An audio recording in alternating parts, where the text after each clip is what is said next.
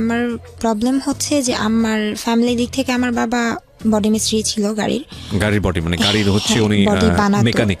ওকে, নিজের ছিল, বিজনেস ছিল। আর ছোটবেলা থেকে দেখে আসছি যে আমার বাবা ফার্স্ট একটা মহিলাকে বিয়ে করে। আপনার মা কি প্রথম স্ত্রী ছিলেন? আমার মা প্রথম ছিল। তো মহিলাটা ছিল আমাদের বাসার কাজের বুয়া বলে আমাদের বাসায় বয়স কত বা আপনি কোন ক্লাসে পড়ছেন? আমি অনেক ছোট, একদম ছোট। পরিবারের বড় সন্তান আপনি? হ্যাঁ, সবার বড়। আচ্ছা। তো ছোটবেলা থেকে এগুলো দেখতেছি। তো আমার মা অনেক সুন্দর। তারপর আর যে মহিলাটাকে আমার আব্বু বিয়ে করে উনি অনেক খারাপ দেখতে ছিল, অনেক মানে খারাপ বলতে খারাপ না, আমার আম্মুর কাছেও কিছুই ছিল না। তো ছোটবেলা থেকে দেখেছি যে ওই কারণগুলোর জন্য আমার আম্মুকে অনেক টর্চার করা হতো। তো আমাদেরকে মানে বলতো যে মার সাথে থাকবা নাকি, আমার সাথে থাকবা, মার সাথে থাকলে চলে যাও, কিচ্ছু দিব না, এরকম। মানে ছোটবেলা থেকে আমরা 3 বোন ছিলাম, এক ভাই, 4 জন, তখন তো ভাই ছিল না। এরকম মানে মারামারি দেখতাম, এগুলো দেখলে খুব ভয় পেতাম, কান্নাকাটি করতাম। তো এগুলো দেখতে দেখতে ছোটবেলা থেকেই আর কি নিজের মধ্যে কেমন যেন হয়ে গেছি, মানে কারোর সাথে কথা বলতাম না, খুব বদমেজাজি হয়ে গেছি। মানে এগুলো দেখতে দেখতে আর ভালো লাগতো না। আচ্ছা। পড়াশোনাটাও ঠিক মতো করতে পারি নাই। এত ভালো একটা আমার আব্বু এত ভালো বিজনেস করার পরেও দেখা গেছে এসএসসিটা দিলাম, আমার আম্মু নিজের মানে গোল্ড রিং সেল করে তারপর আমাকে করে এক্সাম দেয়। তো তখন ফার্স্ট আমি নাচ শেখার পর দেখলাম যে ওইখানে অনেক মেয়েরাই নাচে প্রোগ্রাম করে। আবার চিন্তা করতাম যে প্রোগ্রাম করতে যাব, বাবার সম্মানটাও তো দেখতে হয়, মানুষ খারাপ বলবে। তো এই জন্য আর ওইরকম প্রোগ্রাম করতাম না। হাতের কাজ শিখলাম, ওইখান থেকেও ভালোই, ওইখান থেকে আমাকে সার্টিফিকেট দিয়ে দেয়, মানে কারচুপি কাজের। ওইখান থেকে আমি সার্টিফিকেট পাই। এটা কি এসএসসির পরে নাকি এসএসসির আগে? এসএসসির পরে। আগে না, কাজটা শিখি, হাতের কাজটা শিখি এসএসসির আগে, মানে সমসাময়িক সময় আর কি। ওকে, হ্যাঁ, এগুলোর মধ্যেই। তারপর পার্লারের কাজ শিখি। মানে মোটামুটি বলা যায় যে আমার একটা জেদ ছিল যে আমার বাবা যাই করছে আমি এমন কিছু করব, পড়াশোনাটা তো আর সম্ভব হচ্ছে না, আমি এমন ভাবে মানে আমার কাছে পড়াশোনা ছাড়া এমন কিছু বাদ দিব না যেটা আমি পারি না। তো মোটামুটি আমি সবকিছুই পারি আর শিখেছিও। তারপর ওই নাচ যখন শিখতাম ওই সব কাজের পাশাপাশি নাচটা রাখছি। রাগ উঠলেই আমি অনেক ভাঙচুর করতাম, আর সেটা ঘরেই, আর নিজের উপরে অনেক দেখা গেছে লাইক হাত পা কাটতাম। ওই ছোটবেলা থেকে রাগটা বাড়ে আর কি। আচ্ছা। আর বাড়তে বাড়তে এতই বাড়ে যে মানে এক পর্যায়ে দেখা গেছে যে ঘুমের ওষুধটা বেশি খেতাম। আচ্ছা। ঘুমের ওষুধটা বেশি খেতাম। মাঝখানে এমন হয় যে ঘুমের মানে ফার্মেসিগুলোতে একটা নিয়ম করে দেয় যে প্রেসক্রিপশন ছাড়া ওষুধ দিবে না। তো তখন মানে পাগলের মতো করতাম যে ঘুমাতে না পারলে, আমি এখনো পর্যন্ত ঘুমাতে পারি না, তো হাত পা কাটাকাটি করতাম, বিশেষ করে পায়ের হাঁটুর দিকটায় কাটতাম যেন কেউ না দেখে। তারপর আম্মু দেখলো যে আমার অবস্থা অনেকটা খারাপ হয়ে যাচ্ছে, প্লাস আমার আব্বুই উল্টাপাল্টা করতেছে, আমি বড় হচ্ছি। এগুলো আসলে মানে একটা মেয়ের জন্য, একটা ফ্যামিলিতে একটা মেয়ের জন্য এই দিকগুলো অনেক খারাপ। যে ফ্যামিলিতে যদি কেউ শুনে যে বাবা এরকম করতেছে, সেখানে বিয়েতেও সমস্যা হয়, প্লাস মেয়েগুলোও মানে অনেক মানে যেমন আমি বিগড়ে যাচ্ছিলাম। তখন আম্মু বলে যে ওরে একটা কিছু দিয়ে ব্যস্ত রাখতে হবে যেন ও এই দিকগুলোতে নজর না দেয়, বা এই দিকগুলোতে যেন মন না আসে। নিজের উপর নিজের রাগ লাগে, কেন এমন একটা ফ্যামিলিতে জন্ম হলাম।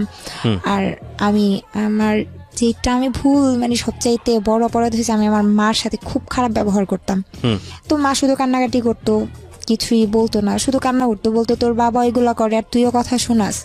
আমি জানি না আমি কেমন দেখতে, বাট আমার ফুপির ফ্যামিলি, আমার মার ফ্যামিলি সবার ভাষ্যমতে সবচেয়ে সুন্দর আমি। না অফকোর্স হয়তো বা মানে তারা ঠিকই বলেছে, কারণ আমরা যে ছবিটা দিয়েছি ফেসবুকে প্রিয় শ্রোতা এবং ইউটিউবে আমরা যে ছবিটা আপলোড করেছি তাতে আপনারা দেখলে বুঝতে পারবেন যে এই মেয়েটার জীবনে আসলে এই ধরনের সিক্রেটস। মানুষের সৌন্দর্যটা আসলে মনে বাহ্যিক দিক থেকে না, তারপরেও লুক একটা অনেক বড় ফ্যাক্ট নিঃসন্দেহে।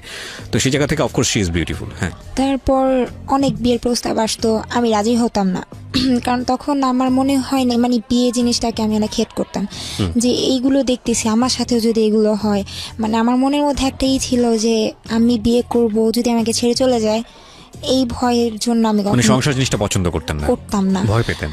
তারপর এই যে এগুলো দেখতাম বাবা মার মারামারি, মানে আমি এতটাই হয়ে গেছিলাম যে আমি উল্টাপাল্টা ভাবে যে আমার বাবা এগুলো করে, আমি রাগ করে আমি অনেক ছেলে ফ্রেন্ডদের সাথে ঘোরাঘুরি করতাম, আচ্ছা। টি শার্ট পরে ঘুরতাম। তারপর মানে উল্টাপাল্টা যেইভাবে বাবাকে ছোট করা যায়, মাকে ছোট করা যায়, ইচ্ছা করে এগুলো করতাম ওই রাগের বশেই। তো এইগুলোর জন্য অনেক এলাকা থেকে অনেক রেকর্ড আসতো, বলতো যে এগুলা কি করে মেয়ে, এরকম বাবা যদি এরকম চলে, মেয়ে এরকম চলাফেরা করে কেমন লাগে। তো বিয়ের প্রস্তাবগুলো আসলে আমি দেখতে আসতো, তারপর আমি বলতাম আচ্ছা আমি ছেলের সাথে কথা বলবো। ছেলের সাথে কথা বললে আমি উল্টাপাল্টা কথা শোনাই দিতাম, আমি না এটা করি, আমি সিগারেট খাই, আমি হাত কাটি, এটা সেটা করি, আমি কিন্তু আপনার বিয়ে করলে এগুলোই করবো। তখন আর ছেলে রাজি হতো না, না করে দিত। মানে ছোটবেলা থেকে একটা জিনিস ছিল যে আমি কখনোই টিচার দিয়ে পড়ি নাই। খো খেলার নাম শুনছেন? জি। ওই খেলাতেও আমি খেলছি। আর 2008 না যেন 9-তে পেপারে আমার ছবি আসছিল, আমরা চ্যাম্পিয়ন হয়েছিলাম ওইখান থেকে স্যার ওরা সবাই বলে যে আমি তুমি পড়াশোনা করো। তো তারপর এসএসসি দেওয়ার পর আমি ভাবলাম যে না থাক, আর পড়াশোনা করে লাভ নাই, কারণ দেখা গেছে যে মার উপর অনেক চাপ পড়ে যাচ্ছে। মা এইখান থেকে সেখান থেকে টাকার ব্যবস্থা করতেছে। তো তখন পড়াশোনা বাদ দিয়ে হাতের কাজগুলো করতেছি আর এই যে ফ্রেন্ডদের নিয়ে ঘোরাঘুরি। তখন মিরপুর 11:30-তে একটা জব পাই আমি, সেটা হচ্ছে সিকিউরিটি অফিসের। Security job? না সিকিউরিটি বলতে উনি আমাকে, অফিসটা ছিল সিকিউরিটি অফিস, তো ওইখানে আমাকে বলছে যে তুমি রিসেপশনে বসবা, শুধু তুমি। আপনি লেখাপড়াটা কি তখন অফ করে দিয়েছেন? হ্যাঁ, অফ করে দিয়েছি। কেন অফ করেছেন? এইসব আচরণের কারণে? এইসব আর দেখা গেছে পড়াশোনা চালাতে পারতেছি না, হচ্ছে না। কারণ একটা মেয়ের মানে টিচার ছাড়া অনেক কিছু লাগে, বই খাতা, তারপর সবকিছু, এই জন্যই আর পড়ি নাই। তো ওই অফিসে স্যার যেদিন আমাকে বলে তুমি চাকরি করার জন্য আসছো, আমি বলছি জি স্যার। তুমি এতটুকু একটা মেয়ে, তুমি চাকরি করবা? যে স্যার এতটুকু মেয়ে আছে, আপনি আমাকে দেখেন, যদি ভালো লাগে রাখবেন, না ভালো লাগলে নাই। তো উনি আমাকে বললো ঠিক আছে তুমি 1 সপ্তাহ ট্রায়ালে থাকো। তো থাকার পর স্যার আমাকে এত বেশি পছন্দ করে ফেলে, বলতেছে যে ঠিক আছে মমো তুমি এখন থেকে এখানেই থাকবা। তো এখানে জব করি। সায়দাবাদ থেকে মিরপুর 11:30 অনেকটা রাস্তা। আমি সেই সকাল ভোরবেলা বের হতাম, আর যেতে প্রায় 2.5 ঘন্টার উপরে লাগতো, তারপর ওইখানে জব করতাম। তো স্যার বলতো যে তুমি এত কষ্ট করে আসো, তুমি এখানে রুম নিয়ে চলে আসো। তো একটা জিনিস আমি কখনো আমার ফ্যামিলিকে ছেড়ে দিইনি, যে ফ্যামিলি থেকে বের হয়ে যাই বা আমি একা থাকবো, এটা কখনো করি। ওখানে কি বেসিক্যালি আপনার ফ্রন্ট ডেস্ক অফিসার ছিলেন আপনি, রিসেপশনিস্ট ছিলেন? আচ্ছা। তারপর ওইখানে 1 মাস জব করার পর তারপর এর চাইতে ভালো একটা জব পেলাম। মানে দেখা গেছে যে এটা অনেক দূর হয়ে যায়, সেক্ষেত্রে আমার স্যালারি ছিল ওই সময়, আমার স্যালারি বলেছিল 8,000 টাকা, উনি দিয়েওছে 8,000 টাকা। তারপর মানে বসুন্ধরাতে আসলাম, বসুন্ধরা সিটিতে আমার এক দাদা আমাকে জব নিয়ে দেয়। ওইখানে ফার্স্ট ছিল 5,000, তারপর এরকম বাড়তে বাড়তে 8,000-এর মতো হয়। তো এরকম অনেক অনেক জায়গায় অনেক ভালো ভালো জব আসছে, ওইগুলোও করেছি। তারপর আম্মু মানে উল্টাপাল্টা তো চলতেছি, দিন দিন আমার রাগ শুধু বাড়ে। পরে আম্মু বলতেছে ওরে দেশেই রাখা যাবে না, আচ্ছা, ও মানে ওর এই ফ্যামিলিতেই রাখা যাবে না, ওইখানে থাকলে পাগল হয়ে যাবে। তো আম্মু আমাকে কান্নাকাটি করে অনেক অজুহাত দেখায়, দেখ তুই তো পড়াশোনা ছেড়ে দিছোস, তোর বোনদের তোর ভাইদের পড়াশোনাটা হোক, তুই চলে যা, ওইখানে তুই ভালো থাকবি। আর তুই তো ওয়েস্টার্ন ড্রেস পরে চলাফেরা করা খুব পছন্দ করস, ওইখানে তোর মন মতো সব কিছু হবে। তখন আমি ট্রেনিং করলাম। তো তখন আম্মু বলতেছে, আমি বললাম আম্মু আমি কী কাজে যাচ্ছি? বলতে তুই ফ্রি ভিসায় যাচ্ছিস, তুই যে কোনো একটা কাজ করে নিতে পারবি। তারপর দেশের বাইরে যেদিন যাব, আব্বু কিছুই জানতো না। এমনিতে আব্বু আমাদের খুব আদর করতো, আমাদের বলতে আমাকে বেশি করতো, কিন্তু আমার ভাল লাগতো না যে এই আদরের দাম কি, তুমি যদি উল্টাপাল্টাই করো এই আদরের দাম কি, তুমি ওখানে আমাদের আদরটা তুমি অন্য ছেলে মেয়েদের দিতেছো। তো এগুলো চিন্তা ভাবনা করতাম। তারপর যেদিন আমি চলে যাব তার আগের দিন আমি ব্যাগ ট্যাগ গোছানো শেষ, আব্বুকে বলতেছি, আব্বু বলতেছি কি বলো, আমার সাথে একটু যাবা? কই যাব? বলছি, তারপর আমি আমার আব্বুর হাতটা ধরে কান্না করে দিছি, বলছি যে আব্বু আমি চলে যাব। তারপর আব্বু আর কোনো কথা বলে নাই, আর আমাকে নাও করে নাই যে যেও না বা কিছু, বা তুমি কেন যাচ্ছ, রাগ মানে ওনার মধ্যে কোনো কিছুই দেখলাম না। জাস্ট একটু মন খারাপ হয়েছে যে আমি চলে যাচ্ছি, যে একটা মেয়ে, এত ছোট একটা মেয়েও চলে যাচ্ছে, এরকম কোনো কিছু আমার আব্বুর ভিতরে ছিল না। তো এয়ারপোর্ট যখন আমি মানে পুরো রাস্তা আমি কান্না করতে করতে যাচ্ছিলাম। তো এয়ারপোর্ট যাওয়ার পর যখন আমি ভিতরে চলে যাব, আব্বু প্রচণ্ড কান্না করে, মানে আব্বুর কান্নাই ফার্স্ট টাইম দেখি, অনেক কান্না করে। তারপর আমি ওইখানে গেলাম, যাওয়ার পর আমি জর্ডান নামলাম। নামার পর দুইটা প্লেন চেঞ্জ করতে হয়। ফার্স্ট আমাকে দুবাই না যেন আবুধাবিতে নামায়, 3 ঘন্টা পর তারপর আবার আরেকটা প্লেনে উঠতে হয়। তো দালাল আমাকে একটা লোকাল প্লেনের টিকিট করে দিছিল, ফ্রি ভিসা বলেছিল কিন্তু ফ্রি ভিসা ছিল না। নেই। আচ্ছা, প্লাস আমি এই যে যখন আমি যাচ্ছি প্লেনে ওঠার পর অনেক লং একটা জার্নি, আমি অবাক হই ওই জায়গায় যে আমাকে প্লেনে কোনো খাবারই দেওয়া হয় না, খাবার দেওয়া হয় না। এখন পরে শুনতে পাই, মানে আমি একজনকে জিজ্ঞেস করলাম যে আচ্ছা খাবার কেন দিল না, বলতেছে আসলে তোমার টিকিটটা লোকাল প্লেনের টিকিট কাটা হয়েছে, এখানে কোনো খাবার দিবে না, আচ্ছা। খাবারের জন্য আলাদা টাকা দিতে হয়। ওকে। তো আমি সম্পূর্ণ না খাওয়া ছিলাম। তো যখন আমি ওই দুবাই না যেন আবুধাবি নামাই প্লেনটা, তারপর 3 ঘন্টা, ওই 3 ঘন্টা আমি একটা বসেছিলাম, প্রচণ্ড ক্ষুধাও ছিল। তারপর একটা ছেলে বসা ছিল, ও দেখলাম যে কয়েন দিয়ে পানি নিচ্ছে, ওই যে ওইখানে মেশিনের মতো থাকে, কয়েন দিলে তারপর পানির একটা করে বোতল বের হয়। তো আমি বলতেছি ভাইয়া একটা কথা বলি, বলতেছি কি, আচ্ছা আমাকে একটু পানি দিলে ভালো হয়। তারপর উনি বলতেছে তুমি কি আসার সময় কোনো টাকা নিয়ে আসো নাই? যে ভাই আমি তো কখনো দেশের বাইরে আসি নাই, আমি কিছুই জানি না। তারপর উনি আমাকে একটা পানির বোতল কিনে দেয়, ওইটা নিয়েই আমি ওইটা অর্ধেকটা খাই, আর বাকিটা আমার সাথে ছিল যে আমি আবার প্লেনে উঠবো, আবার কতটা রাস্তা কে জানে, আবার কার থেকে খাবার চাইবো বা পানি চাইবো। তো ওই সারা দিন প্রায় 6 ঘন্টার উপরে, দ্বিতীয় প্লেনে 6 ঘন্টার মতো না খাওয়া ছিলাম। তারপর একটা এয়ারপোর্ট নামায়, একজন এসে নাম ডাকে, নাম ডাকার পর মানে আমরা যারা যারা আছি তাদের সবাইকে নিয়ে একটা গাড়িতে করে চলে যায়। তারপর ওইখানে আমাকে ফার্স্ট একটা বাসায় দেয়া হয়। তো ওই বাসাটায় হয় মানে একটা প্রবলেম হয় যে একটা বাঙালি মেয়ে নিয়ে আসা হয়। ওইখানে এরকম হয় ফার্স্ট যখন কেউ যায় তখন তার কাজগুলো দেখা দেওয়ার জন্য আরেকটা মেয়ে আসে, আচ্ছা, যে সেও বাঙালি। পুরনো, হ্যাঁ। ওকে, আমরা এখানে একটা বিরতি নেব প্রিয় শ্রোতা, সে কাজ সম্পর্কে বর্ণনা দিচ্ছিল। আমার একটা বাঙালি আসে, তো ও এসে আমাকে বলতেছে, মানে ও আমাকে দেখে অনেক খুশি, আমি অনেক খুশি হই যে আমি একজন বাঙালি পেলাম। পরে বলতেছে ও কি, ওর বাসা কি ওর দেশ কি ফিলিপাইন? পরে বলতেছে যে না, ও বাঙালি। মানে আপনাকে দেখে বলছিল যে আপনি ফিলিপাইনের কিনা? হ্যাঁ। হ্যাঁ। তারপর বলতেছে বাঙালি। ও বউটা বলতেছে, মানে ওই লোকটার ওয়াইফ বলতেছে না তুমি দুষ্টামি করতেছো, বলতেছে না আমি দুষ্টামি করতেছি না, ও বাঙালি। তারপর যখন বাঙালির সাথে কথা বললাম তারপর উনি বিশ্বাস করলো।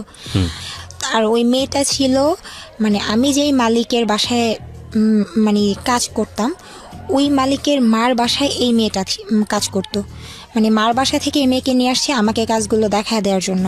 তো তখন মানে কাজ দেখা দিচ্ছে 2 দিন 3 দিন অনেক ভালো কাটলো। তারপর আমরা সবাই মিলে ওদের বাসায় বেড়াতে গেলাম, মানে আমার মালিকের মার বাসায়। ওই বাঙালি যে ছিল ও ওই বাসায় কাজ করে। তো এখানে যাওয়ার পর ও আমাকে ফোন দেওয়া হয়, বলে যে তোমার ফোন আছে? আমি বলছি হ্যাঁ ফোন আছে, কিন্তু সিম কার্ড তো নেই। তো সিম কার্ড কিনে দিল। তো মানে ওই মেয়েটা, ওই বাঙালিটা, ও আর আমি একসাথে রাতে ঘুমাতাম, মানে যখন ওই বাসায় বেড়াতে যেতাম। তো আমার মালিকের মানে বেবি হয়, তো অনেক ছোট, নিউবর্ন। তো এই জন্য অনেক দিন, প্রায় 15-20 দিনের মতো মার বাসায় থাকা হয়। তো এই 15-20 দিন আমি ওই বাঙালির সাথে একসাথে ঘুমাই, তো একসাথে কাজ টাজ করি দুইজনে। আর তারপর দেখতাম ও না অনেক অনেক লং টাইম ফোনে কথা বলতো। তখন বলতাম আচ্ছা তুমি বাংলাদেশে যে কথা বলো, তুমি এত টাকা কই পাও? পরে বলতেছে যে এত টাকা কোথায় পাই, টাকাটা হচ্ছে আমার বেতন থেকে কাটে। আমি বলছি আচ্ছা ঠিক আছে, বেতন থেকে কাটে। তারপর ওর ফোন দিয়ে কয়েকদিন কথা বললাম। পরে একদিন হঠাৎ করে আমি দেখতেছি যে ওর কার্ড শেষ হয়ে গেছে, তারপর মানে ফোনের কার্ড শেষ হয়ে গেছে, ও আবার ফোনের কার্ড আনছে। বললাম তুমি টাকা কই পাইছো?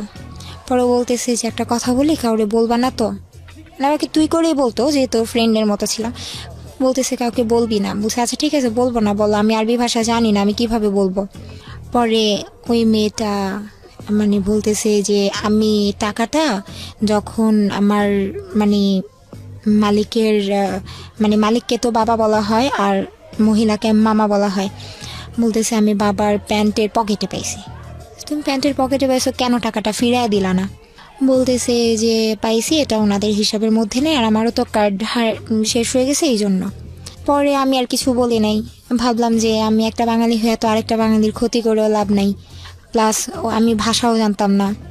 তো একটা পর্যায়ে মানে ওর সাথে চলতে চলতে এতটা ক্লোজ হয়ে যায়, ও আমাকে সব সত্যি বলে দেয় যে ও 2-1 দিন পর পরই ওই মালিকের ঘর যখন গুছাতে যেত তখন ওই মালিকের পকেট থেকে টাকা চুরি করতো। আমার মালিক ফুল অনেক পছন্দ করতো। তো বলতো কি যে মানে ওই বাঙালি মেয়েটা বলতো যে আমি আর মমো দুইজন গিয়ে আপনার জন্য ফুল নিয়ে আসি, এইটা বলে ও আমাকে নিয়ে বাইরে যেত। বাইরে গিয়ে অনেক দূরের একটা রাস্তা, মানে যেতে হেঁটে যেত প্রায় 20 মিনিটের মতো লাগে। এত দূরেও যেত, প্রায় 5টা-6টা করে কার্ড নিয়ে আসতো, মোবাইলের রিচার্জ কার্ড। জি। তারপর ও আমাকে বলে দেয় সবটা যে আমি এইভাবে এইভাবে টাকাগুলো নেই। তারপর আমি অনেক রাগ করি যে আমি এখন বলে দিব যেভাবে পারি। ওনার আমার ভাষা না বুঝুক, আমার ইশারা তো বুঝবে, আমি বলে দিব সব। তারপর মেয়েটা আমার প্রায় এক পর্যায়ে পা ধরে কান্না করে। তারপর আমি ওরে অনেক মারি, মানে আমি নিজেই ওরে মারছি। মানে অনেক রাগ লাগে আমার যে এরকম, ওর জন্য তো আমাকেও তো ভুল বুঝতে পারে যে আমি যে সত্যি কথাগুলো বলতেছি না, এই জন্য হয়তো বা আমারও বিপদে পড়তে হতে পারে। তো ওরে আমি মারার পর ও বলতেছে তুই আমার মারছস, আমার কষ্ট নাই, তুই শুধু বলিস না। তারপর আমার অনেক মায়া হয়, আমি আর কিছু বলি নাই। 2 দিন পরে আমরা আমাদের বাসায় চলে আসি, ওর বাসায় চলে আসার পর আমার মালিককে আমি বলতেছি যে আমার যে কার্ড দেওয়ার কথা, আমার ফোনে তো টাকা নেই, আমার ফোনের কার্ড দেন। উনি বলতেছে যে তোমার কার্ড কেন দিব, তুমি তো কার্ড নিছই। বলছি কার্ড নিছি মানে আমি ওনারে যেভাবে পারতেছি বুঝায় বলতেছি। তখন ইংলিশে যতটুকু পারতেছি বুঝাইতেছি, প্লাস সাথে আরেকটা মেয়ে ছিল নিচতলায় কাজ করতো, তো ওনারে দিয়ে বুঝাইতেছি।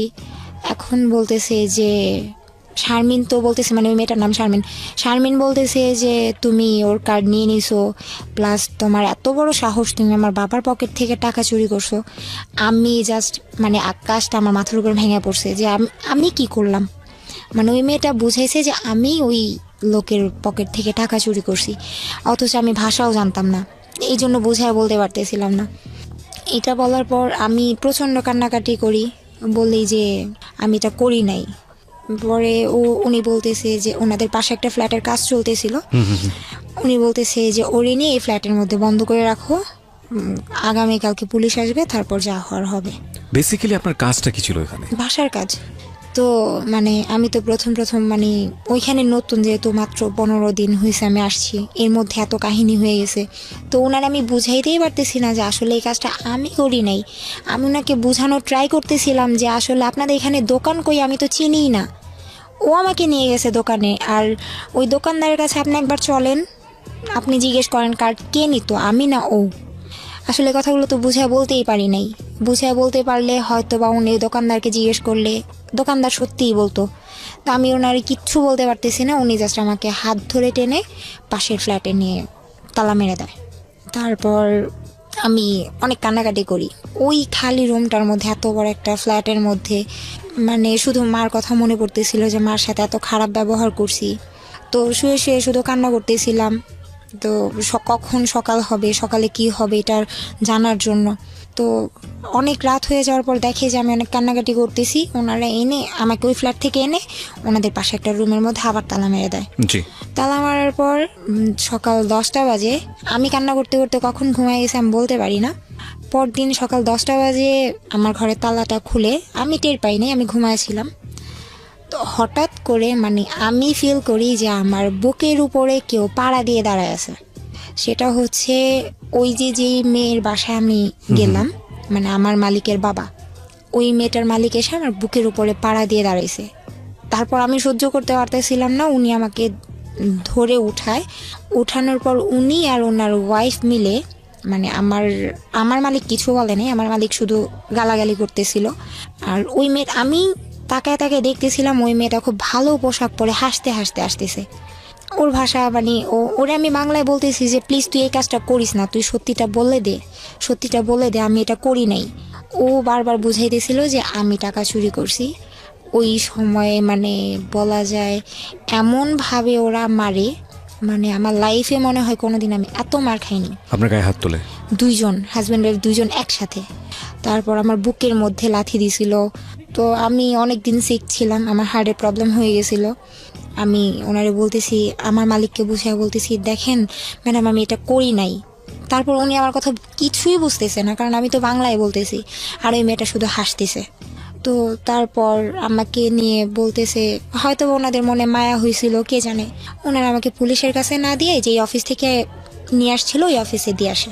বলতেছে যে ও চুরি করছে, ওরে রাখা যাবে না। তারপর আমি অফিসে এসে খুব কান্নাকাটি করি। তারপর বাংলাদেশে ফোন দেওয়া হয় ভিডিও কলে।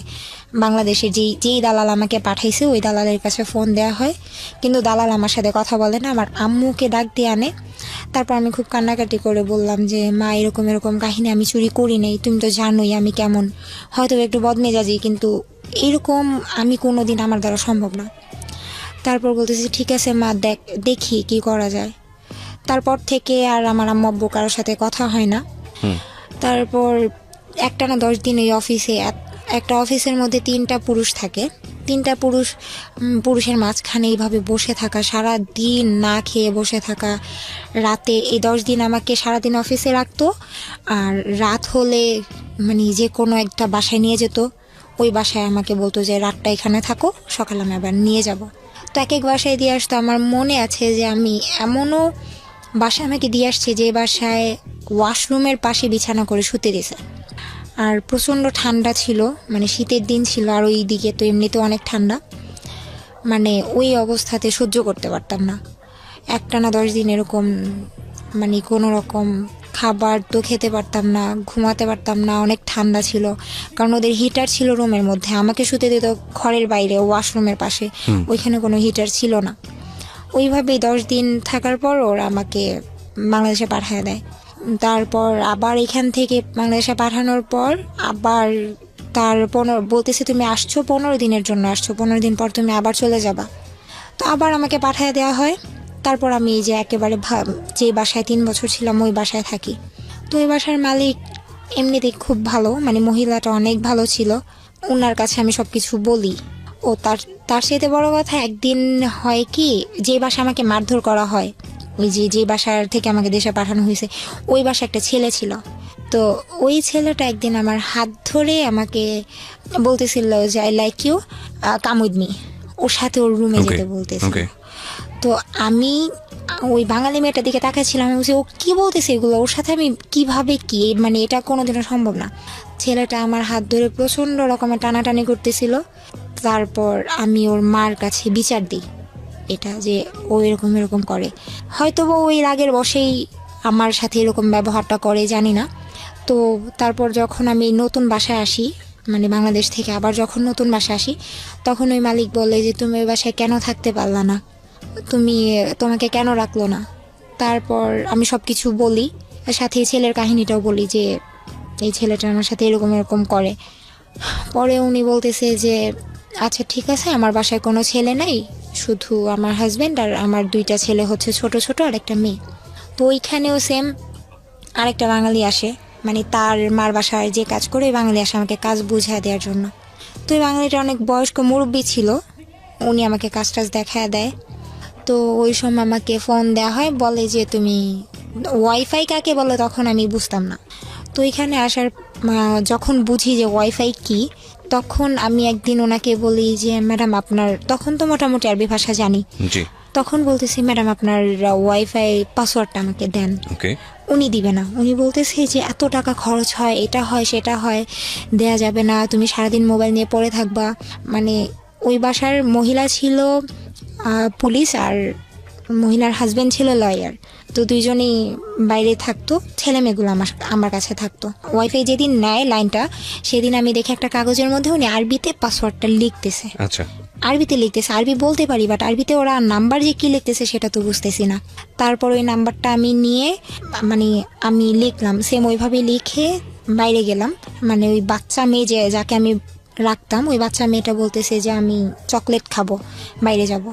তারপর ওই চকলেটের উসিলা করে বাইরে গেলাম। যাওয়ার পর আমি সাইডে একটা লোককে জিজ্ঞেস করলাম যে ভাইয়া এটা আমাকে একটু ইংলিশে বলেন, নাম্বারগুলো একটু বলেন। তারপর পাসওয়ার্ডটা উনি বললো, আমি লিখে নিলাম। তারপর আমি বাসায় যাওয়ার পর কানেক্ট করলাম ফোনে। আমি তো অনেক খুশি যে এখন থেকে সবসময় কথা বলতে পারবো। তো এরকম করে হঠাৎ করে একদিন আমার মালিক বুঝে যায় যে আমি ওয়াইফাই চালাচ্ছি। আচ্ছা, হঠাৎ করে আমার ফোনটা নিয়ে ভেঙে ফেলে, একেবারে গুঁড়ো গুঁড়ো করে ফেলে, চালাতে দিবে না উনি। এই ওয়াইফাইটা আপনি কেন চালাতেন? আমার আম্মুকেও দেখতেছি যে ওই ইমো নামানোর পর install মানে করার সবার পর সঙ্গে communication টা সবার অনেক সাথে বেশি কথা easy হয়ে হচ্ছে। গেছে। Okay. প্লাস ফেসবুকটা তখন নতুন ফেসবুকটা বুঝি, আর ফেসবুকের নেশাটা এরকম একবার মাথায় ঢুকলে তো বের হতেই চায় না। ফেসবুক নিয়ে পড়ে থাকতাম সারাক্ষণ, আর ফেসবুকে যার তার সাথে চ্যাটিং করতাম, নতুন জি, okay. যা হয় আর কি। তারপর আবার আমি ফোন কেনার পর ওয়াইফাই আবারও কানেক্ট করার পর তখন অনেক লুকায় চালাতাম। মালিক আসলে ওয়াইফাইটা অফ করে রাখতাম যেন না বুঝে। ওই সময় কত টাকা পেতেন আপনি এই কাজ করে? মাত্র 13,000 টাকা। বাংলাদেশের টাকায় 13,000 টাকা। এই টাকাটা আপনি দেশে পাঠিয়ে দিতেন? হ্যাঁ, সব টাকা দেশে পাঠাতাম। ওকে। আর আমি আসছি বাইরে যাওয়ার পর আমি 1 টাকাও নিজে খরচ করিনি, সম্পূর্ণ টাকা দেখা গেছে ওই যে দেখতাম আম্মু অনেক কষ্ট করতেছে, আম্মুকে দিতাম।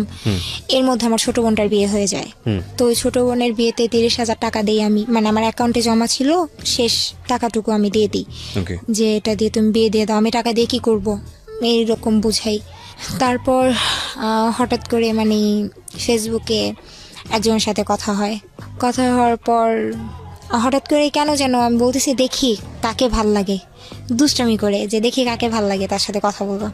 তো একটা ছেলের ছবি দেখলাম, দেখার পর আমি বলতেছি যে দেখতে অত একটা ভালো না, বাট অত একটা খারাপও না।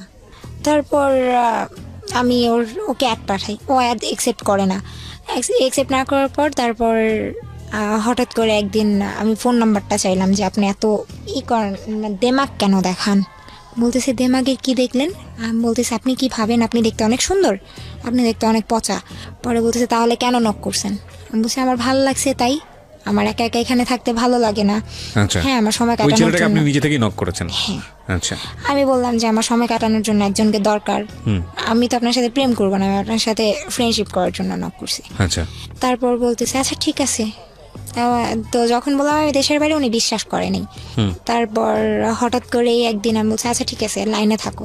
লাইনে রেখে আমি আমার মালিকের সাথে আরবিতে কথা বললাম। তো ও আমার ভাষা শোনার পরে ও একেবারে মানে পাগল হয়ে যায়, বলতেছে যে তুমি এত সুন্দর করে আরবি বলতে পারো, তুমি যখন আরবিতে কথা বলতেছিলা আমি আসলে ভুলে গেছিলাম যে আসলে তুমি বাঙালি না, ওই দেশের আরবিয়ান।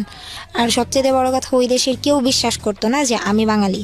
আচ্ছা। সবাই বলতো যে হয়তো বা ফিলিপিনি আর নয়তো অন্য কোনো জায়গার, বিশ্বাস করতো না। তারপর আমিও বলতাম হ্যাঁ আপনারা যা ভাবেন তাই আমি। আচ্ছা। তারপর এই যে ওর সাথে ফোনে কথা হতে থাকে, তো তখন আমি শুনতে পারি যে ছেলেটার নাম কি ছিল? ছেলেটার নাম। ঠিক আছে, তো ওর সঙ্গে আপনি নক দিয়েছিলেন এবং আপনি কথাবার্তা বলছেন ওর আমি সঙ্গে? কথা বলতে থাকি। ওকে। তারপর আমি একটা পর্যায়ে যে শুনতে পাই যে ও আমাকে বলতো, ওর সাথে ফ্রেন্ডশিপ ছিল মনে হয় সর্বোচ্চ গেলে 1 সপ্তাহ। আচ্ছা। তারপর ওকে আমি বলতাম যে আচ্ছা তুমি আমার জন্য একটা ছেলে খুঁজো, আমি রিলেশন করব যেন আমি দেশে এসে বিয়ে করতে পারি, যেহেতু বিয়ের জন্য ফ্যামিলি ইন দ্য মিনটাইম কি আপনারা কি ফেক আইডি ইউজ করতেন নাকি মানে ফেক বলতেন নিজেদের ছবি দিয়ে একদম সবকিছু জেনুইন? ওকে। তারপর ছেলে দেখতে বললাম, তো ও বলতেছে আচ্ছা ঠিক আছে দেখতেছি। বলতেছে কিরকম ছেলে পছন্দ তোমার? আমি বললাম যে কিরকম ছেলে পছন্দ, আমি অনেক সবচেয়ে বড় কথা আমি লম্বা ছেলে অনেক পছন্দ করি। আর যেমনই হোক ছেলে যেন শিক্ষিত হয়, কারণ একটা শিক্ষিত মানুষ কোনো যেন অ্যাটলিস্ট আমার বাবা মা যেরকম করে সেরকম করবে, গায়ে কখনো হাত তুলবে না, গায়ে হাত তুলবে না, সংসারের মধ্যে অশান্তি করবে না, খারাপ ব্যবহার করবে না, এইগুলাই। তো তখনও বলতো আচ্ছা ঠিক আছে। আর আমি ওর কাছে সবকিছু শেয়ার করতাম, আমার বাসায় এটা হচ্ছে সেটা হচ্ছে, আমার বাবা মা এগুলো করতো। আসলে কি মন খারাপ থাকতো শেয়ার করার, কথাগুলো শেয়ার করার জন্য একজনকে দরকার ছিল। তারপর হঠাৎ করে ও অনেক ছেলেকে দেখায়, আমি আসলে বুঝাতে যাচ্ছিলাম আমার কাউকেই ভালো লাগে না, আসলে আমি তোমাকে পছন্দ করি। আচ্ছা, এটা আপনি বুঝতে চাচ্ছিলেন? বুঝাতে যাচ্ছিলাম। ওকে। ও বুঝতো কিন্তু আমাকে বুঝতে দিত না যে ও বুঝতেছে। তারপর হঠাৎ করে মানে আমার রাগ, মানে অনেক মেজাজ গরম হয়েছে। আমি কি তুমি কি বুঝো না, ঢং করো, তুমি বুঝতেছো ঠিকই যে আমি তোমাকে পছন্দ করি, তারপরে তুমি এমন কাহিনী করতেছো। পরে বলতেছে আচ্ছা ঠিক আছে তোমাকে আমি 20 তারিখে একটা কথা বলবো। কি কথা তুমি এখনই বলো? বলতেছে তোমার জন্য ছেলে দেখছি। ছেলে দেখছো, বলো না, নাম ছবি দাও। ও দিবে না, বলতেছে যা দেয় 20 তারিখে দিব। তো 20 তারিখ আসে, আমি তো ওয়েট করতেছি কার কথা বলবে কার কথা বলবে। আমি মনে মনে ভাবতেছিলাম হয়তো ও নিজের কথাই বলবে।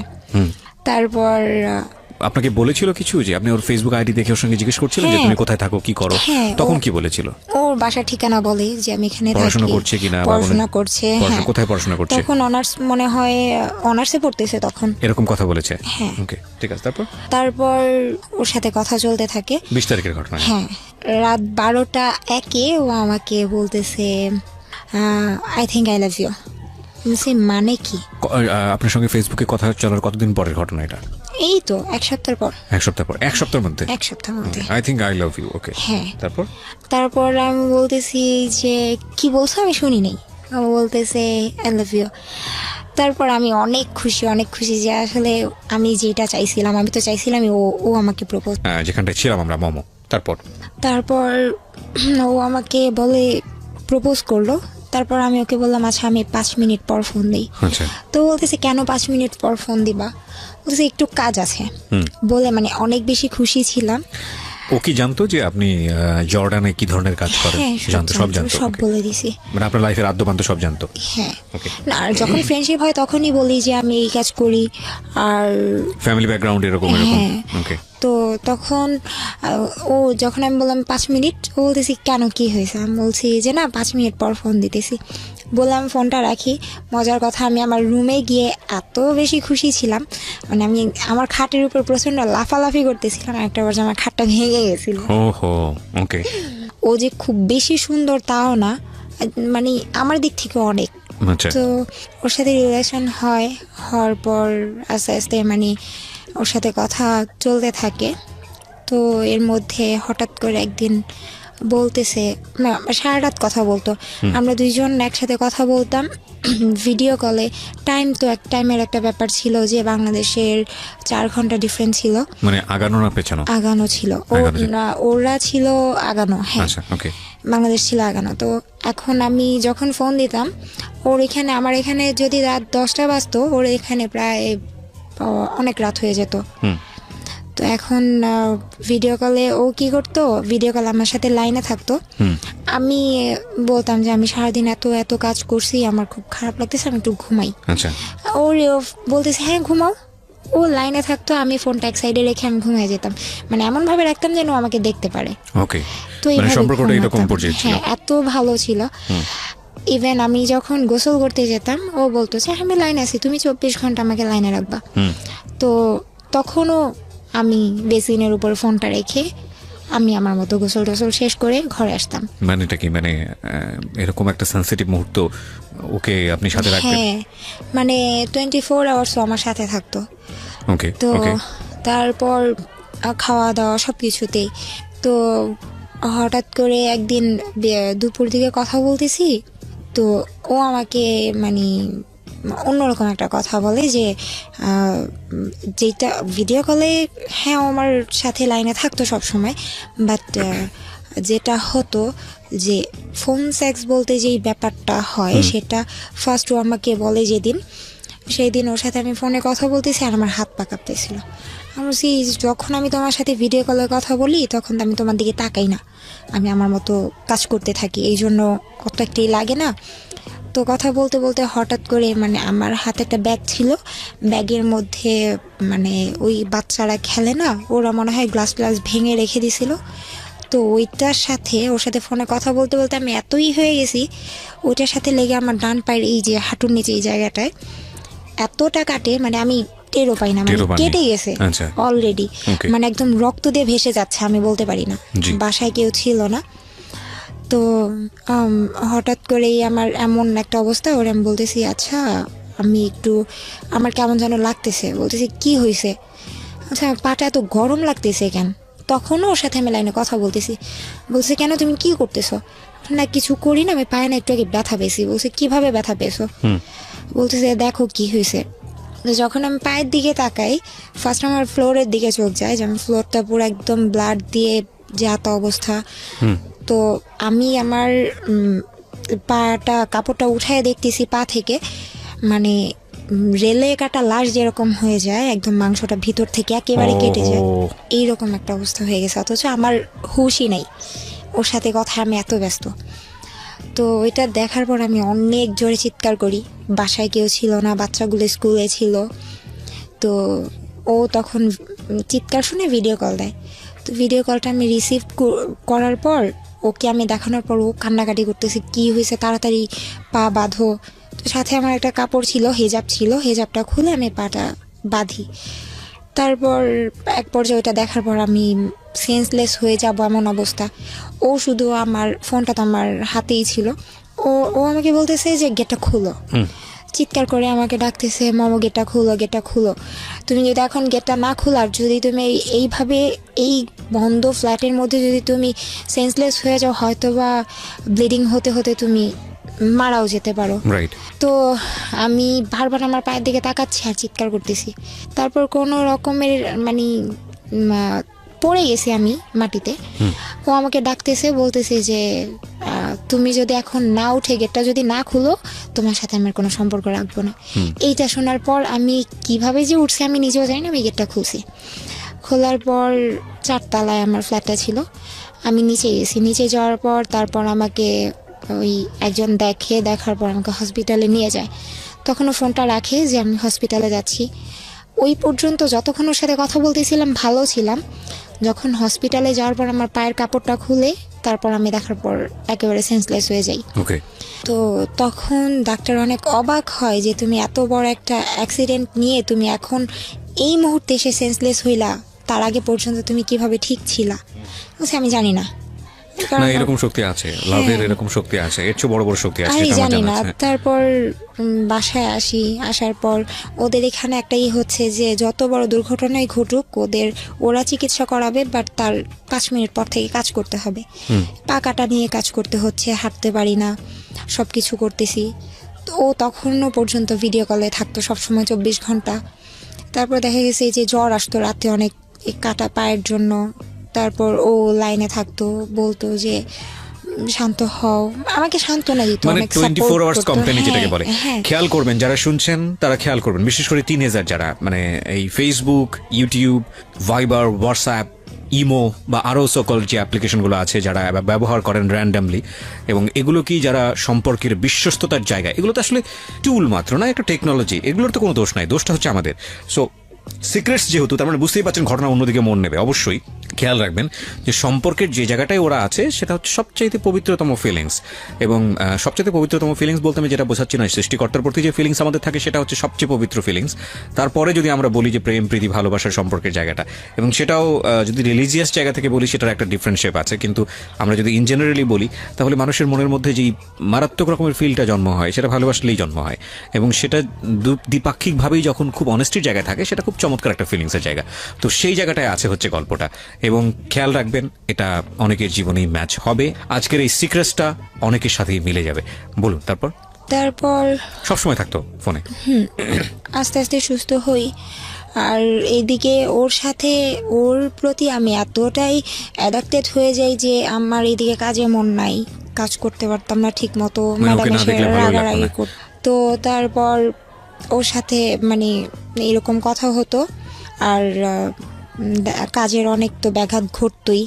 তারপর আস্তে আস্তে না ওকে আমি দেখতাম যে রাতের পর রাত ও জেগে থাকতো, দিনের পর দিন জেগে থাকতো। তো একদিন আমি বলতেছি, আচ্ছা তুমি এত সারা দিন রাত না ঘুমিয়ে কেমনে থাকো, একটা মানুষ কিভাবে সম্ভব, কিভাবে তুমি এভাবে থাকো। পরে বলতো যে না তোমার অনেক লাভ করি, তোমার সাথে থাকতে পারি না, এটা সেটা, এই জন্য। তো আমি অনেক খুশি যে এরকম একটা মানুষ আমি পাইছি যে নাকি আমাকে অলওয়েজ সাপোর্ট করে। তারপর হঠাৎ করে একদিন দুষ্টামি করে বলতেছে, আচ্ছা তুমি যদি কখনো শোনো যে আমি ইয়াবা খাই তুমি কি করবা। তো তখন আমি খুব বেশি চিৎকার করে কান্নাকাটি করি, আর নিজে নিজে বলতে থাকি যে কি করলাম আমি, এটা যে আমার লাইফে একজনকে লাভ করলাম, সেও ছেলেটাই বলছিল যে আমি যদি ইয়াবা খাই তখন কি করবা। মানে আমাকে বুঝাতে যদি। তো তখন আমি অনেক কান্নাকাটি করি।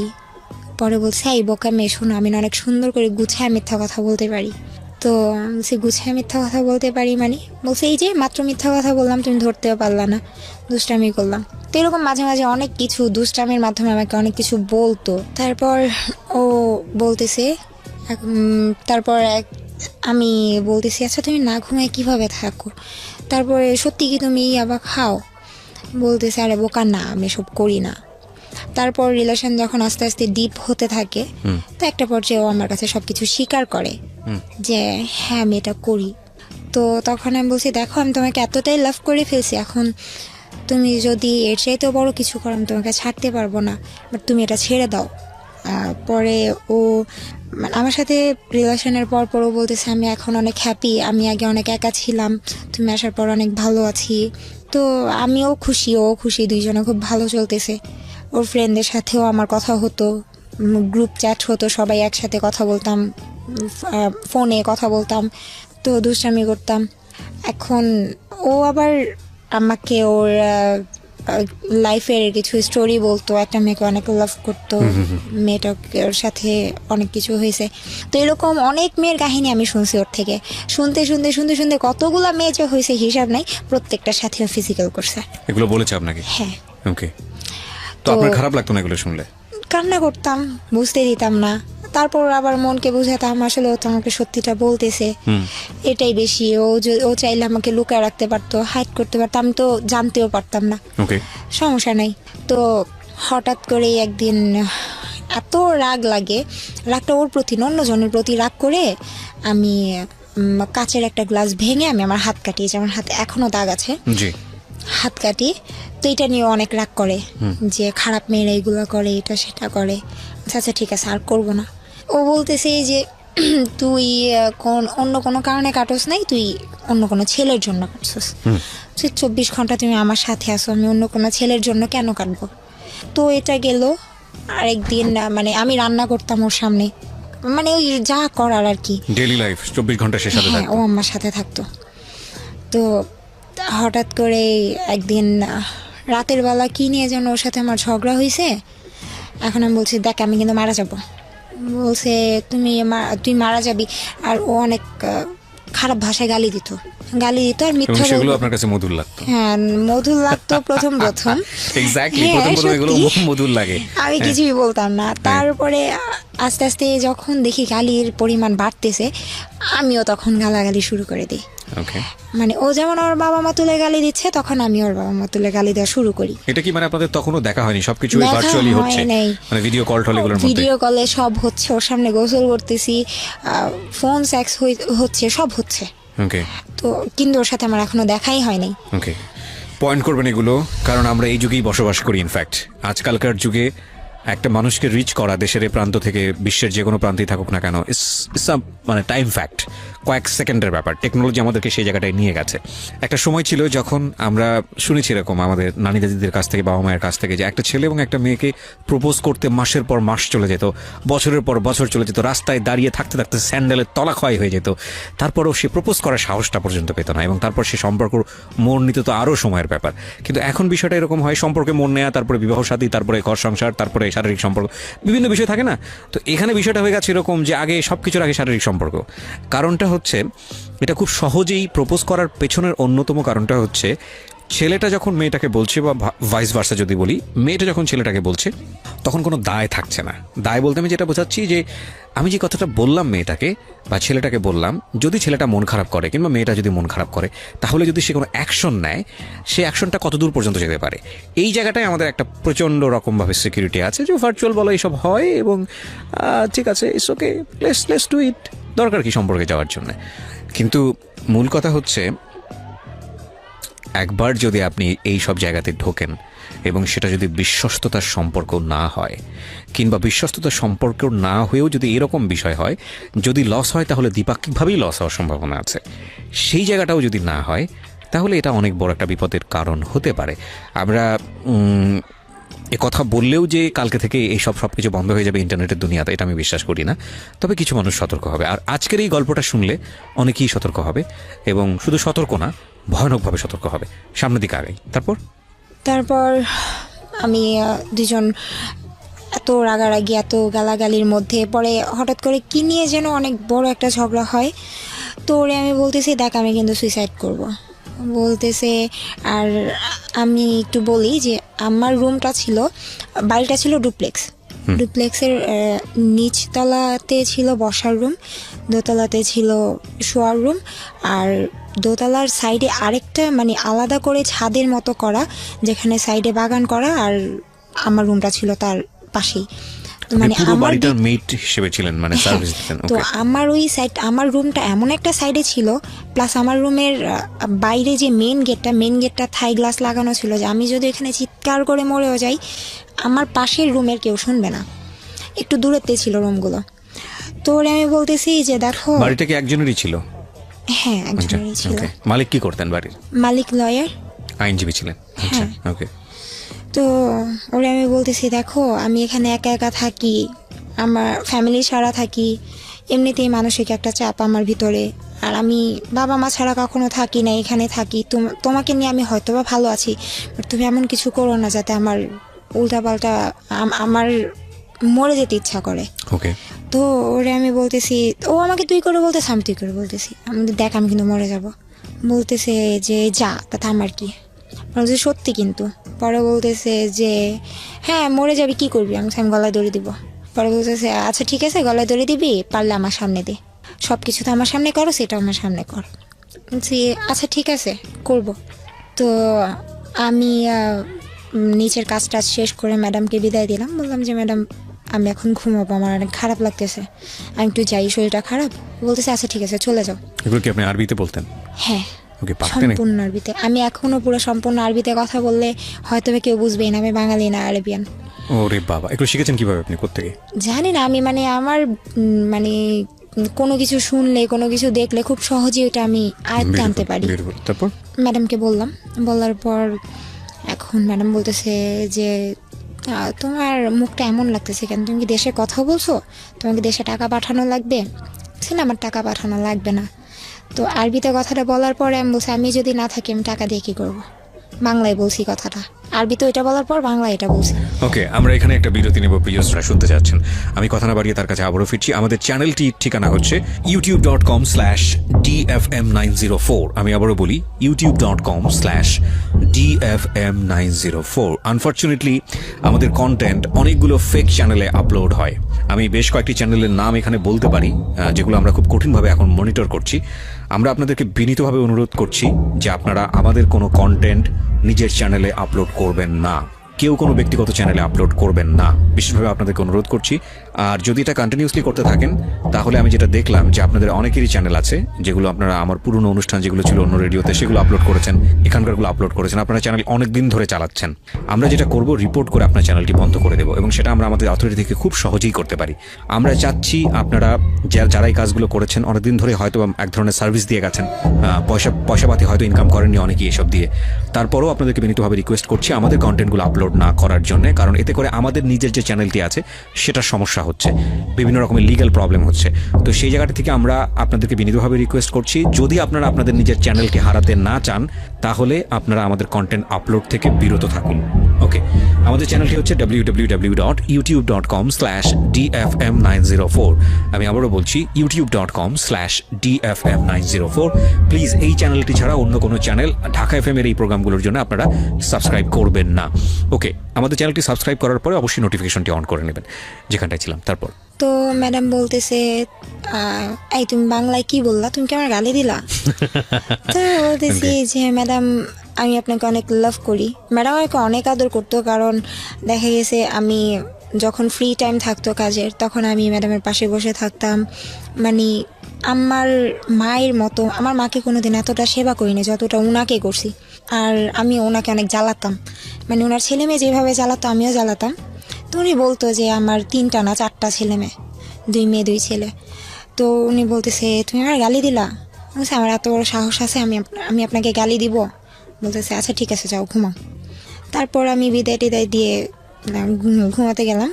তো তখন আমি বলতেছি, তখনও কিন্তু লাইনে অডিও কলে, মানে যখন সামনে কেউ থাকে তখন অডিও কলে থাকে, আর আমি যখন একা থাকি তখন ভিডিও কলে। এখন কি অবস্থা আছে? আপনার ফোনে কি আছো?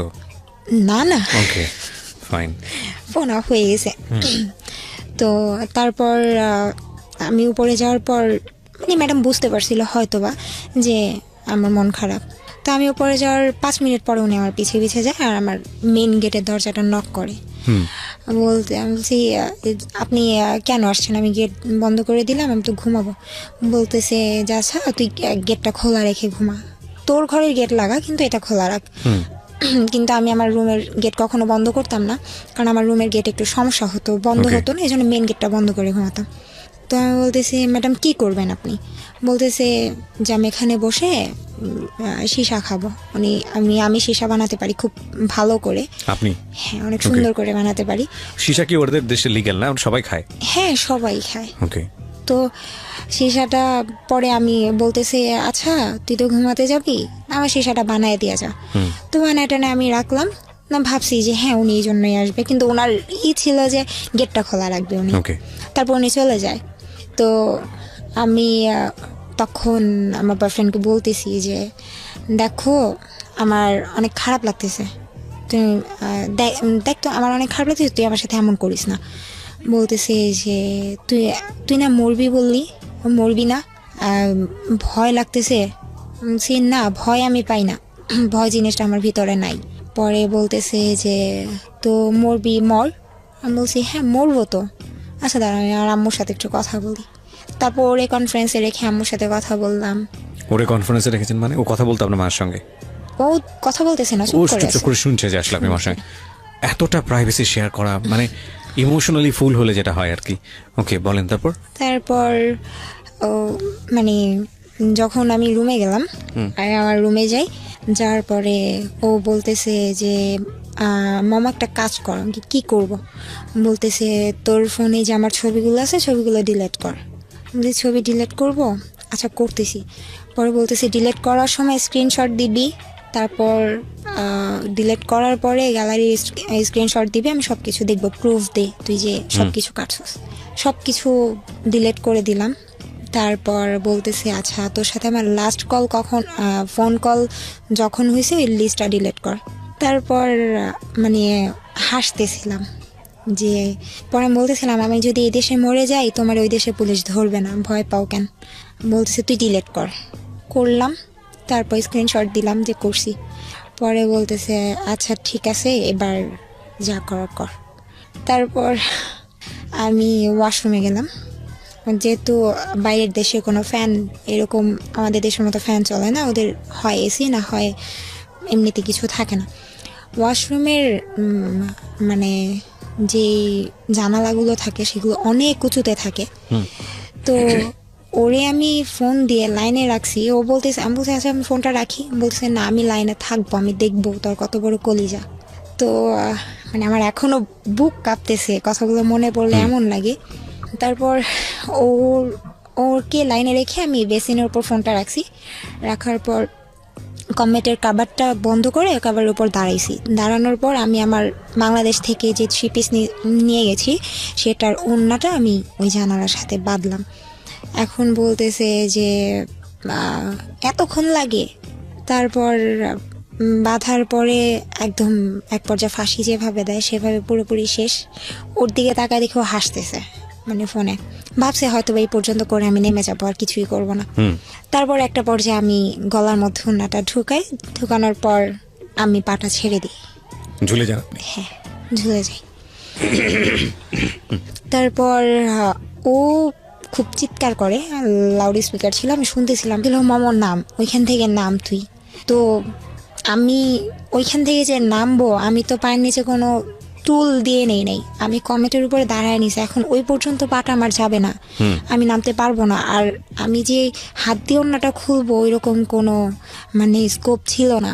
তো আমার এমন অবস্থা হয়ে গেছে, ও ভয়ে ও ফোনটা কেটে দিছে। ও এটা ভয় পাইতেছিল যে কেউ যদি এসে দেখে ও লাইনে হয়তো ওর নামে কেস হবে, আর এই জন্য ও সবার আগে ওর ছবিগুলোর কলেজ সব কিছু ডিলিট করছে। করার পর জানি না হয়তো বা কপালে মরণ নাই, তার ওই যে ম্যাডাম রুম খোলা রাখছে, ম্যাডাম আসছে, আসার পর দেখতেছে যে আমার অবস্থা একেবারে খারাপ হয়ে গেছে। উনি তো চিৎকার দিয়ে সাথে সাথে এসে উনি কমেটের উপর দাঁড়ায়, তারপর কেচি দিয়ে ওনাটা কেটে ফেলে, কারণ খোলার মতো অত সময় ছিল না। তো আমাকে নামানোর পর আমি সাথে সাথে সেন্সলেস হয়ে যাই। তার কখন জ্ঞান ফিরছে আমি জানি না, তো ম্যাডাম মানে আমার জ্ঞান ফেরার পর আমাকে একটা থাপ্পড় দিছে, অনেক বলছে এইটা করার জন্য তুই উপরে আসছস।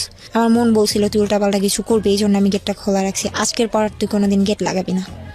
তো এই ঘটনা ঘটলে তো মানে আমাদের মতো জায়গা হলে তো বাসা থেকে বের করে দিত। হ্যাঁ, কিন্তু উনি উনি আমাকে অনেক আদর করতো, প্লাস উনি আমাকে যে নিছে ওনার বাসায়, ওনার অনেক টাকা নষ্ট করে নিতে হয়েছে। আর সবচাইতে বড় কথা, উনি আমার মায়ায় পড়ে গিয়েছিল। এটা আমি সবসময় শুনছি, সবাই আমাকে বলে যে আমি নাকি মানুষের সাথে অনেক মিশতে পারি, মানুষের মন জয় করতে পারি, জানি না। এটাও বলতো যে তুমি আমার মাকে মানায় চলতে পারবা।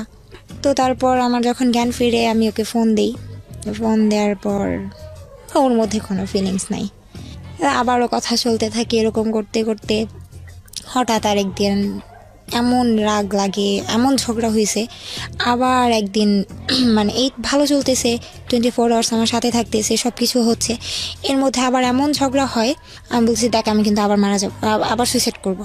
বলতেছে কয়বার করবি, কর না, তোর তো কিছু হয় না, তুই মরবি না। যে দেখো বেশি ভালো হবে না কিন্তু। পরে বলতেছে আচ্ছা তুই কী করবি কর। তারপর আমি ওইখানে ম্যাডামের রুমে ওষুধের একটা আলাদা একটা ছিল, আপনার আলাদা একটা সাইট ছিল যেখানে শুধু ওষুধ থাকবে। ওইখানে গেলাম, ওইখানে যাওয়ার পর অনেকগুলো ওষুধ নিলাম। নেওয়ার পর তখনও বলতেছে তুই কী করবি, ভিডিও কল আমার সামনে কর, তুই করবি, আমার বিশ্বাস হয় না। মানে আমাকে ও করাবি, এটা করতেই হবে, ও দেখবে নিজের চোখে প্রমাণ। তোর সামনে আমি প্রায় 3টা ওষুধ যখন খেলাম তখন বোধহয় থাকার কিছু করা লাগবে না, তুই দেখবি, শেষটা দেখে যা। শেষ পর্যন্ত আমি সবগুলো ওষুধ মানে খাওয়ার আগে পর্যন্ত মানে খাবো 5টার মতো খাইছি। তার মধ্যে আমার আরেকটা ফোন আসে, আরেকটা ফোন আসার পর আমার আম্মুর ফোন ছিল, সেটা ফোনটা ধরার পর আমি কথা বলতে বলতে মানে ইমোশনাল হয়ে যাই। মা আমার জন্য মন খারাপ ছিল, মার সাথে মা বলতেছে মামা তোর কথা অনেক মনে পড়তেছে। তখন আর কি বুঝলাম যে মার মন, এমন একটা সময় ফোন দিতে হলো। তারপর আমি সব ওষুধগুলো ফেলে দিই, 10টা ওষুধ ছিল, 5টা খাওয়ার পর 5টা ফেলে দিই। তারপর ওই 5টা খাওয়ার পর আমি সারাদিন আমার মানে কোনো ক্ষতি হয় নাই, কিন্তু আমার এমনিতেই খুব মাথা ঘুরতো, পড়ে যাব লাগে এরকম। তারপরে লাস্ট টাইমে যখন বাংলাদেশে চলে আসব তার আগে আরেকবার এরকম ঝগড়া হয়, তখন আমি আমার ঘরে আগুন লাগিয়ে দিই। ওখানে? হ্যাঁ, ওইখানে আমার খাট ছিল না, ওইখানে তো আপনার যেই আলাদা যেই বেডগুলো থাকে যে ফর্মের, ওইগুলো ছিল, আমি ওটার মধ্যে আগুন লাগিয়ে দিই। তারপর ঘরের দরজা পর্যন্ত বন্ধ করে দিই। একেবারে ঘরে যা ছিল সম্পূর্ণ পুড়ে গেছে, আমি সেন্সলেস হয়ে গেছি ঘরের মধ্যে। তো জানালা দিয়ে যে কালো ধোঁয়াগুলো বের হয়েছে সেটা পাশের বাড়ির লোক দেখে আমাদের বাসায় লোক পাঠানো হয়, তারপরে আমাকে ওইখান থেকে বের করা হয় জানালা দিয়ে এসে। তারপর আপনার মালিক আপনাকে কিছু বলে নাই? তারপরেই তো আমাকে একদম তাড়াতাড়ি করে টিকিট কেটে পাঠিয়ে দিল। ও এই ঘটনার পরে আপনাকে টিকিট কেটে পাঠিয়ে দেয়? আচ্ছা। যে এইভাবে রাখলে তুই যে কোনো মুহূর্তে একটা কিছু করে ফেলবি।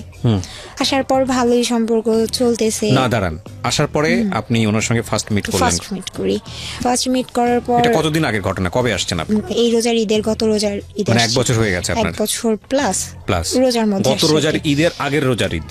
তো এখন ওর সাথে ফার্স্ট মিট, ও আমাকে সামনাসামনি যখন দেখে, আমি যখন দেশের বাইরে ছিলাম, মানে এখন আপনি আমাকে যা দেখতেছেন আমি মোটেই এমন ছিলাম না, অনেক সুন্দর ছিলাম, অনেক ফ্যাট ছিলাম।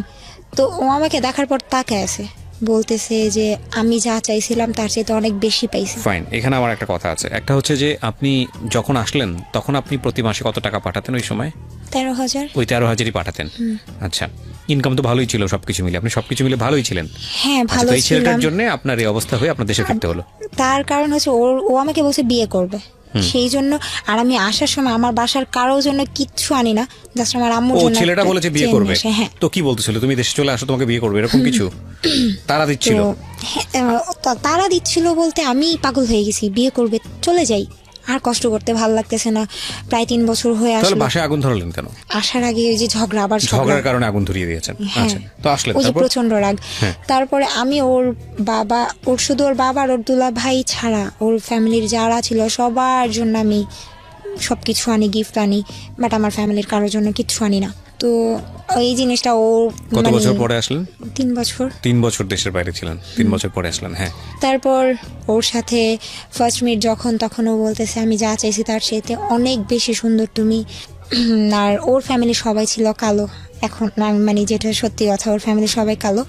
তো বলতেছে যে তুমি তো আমার বংশের সবচাইতে বেশি সুন্দরী হবে। আমি বলছি থাক, এমন করে বলার দরকার নাই, শুধু বিয়ের টাইমে বিয়েটা করলেই হবে। দুষ্টামি করতেছিলাম। এরপর থেকে ভালো রিলেশন হচ্ছে।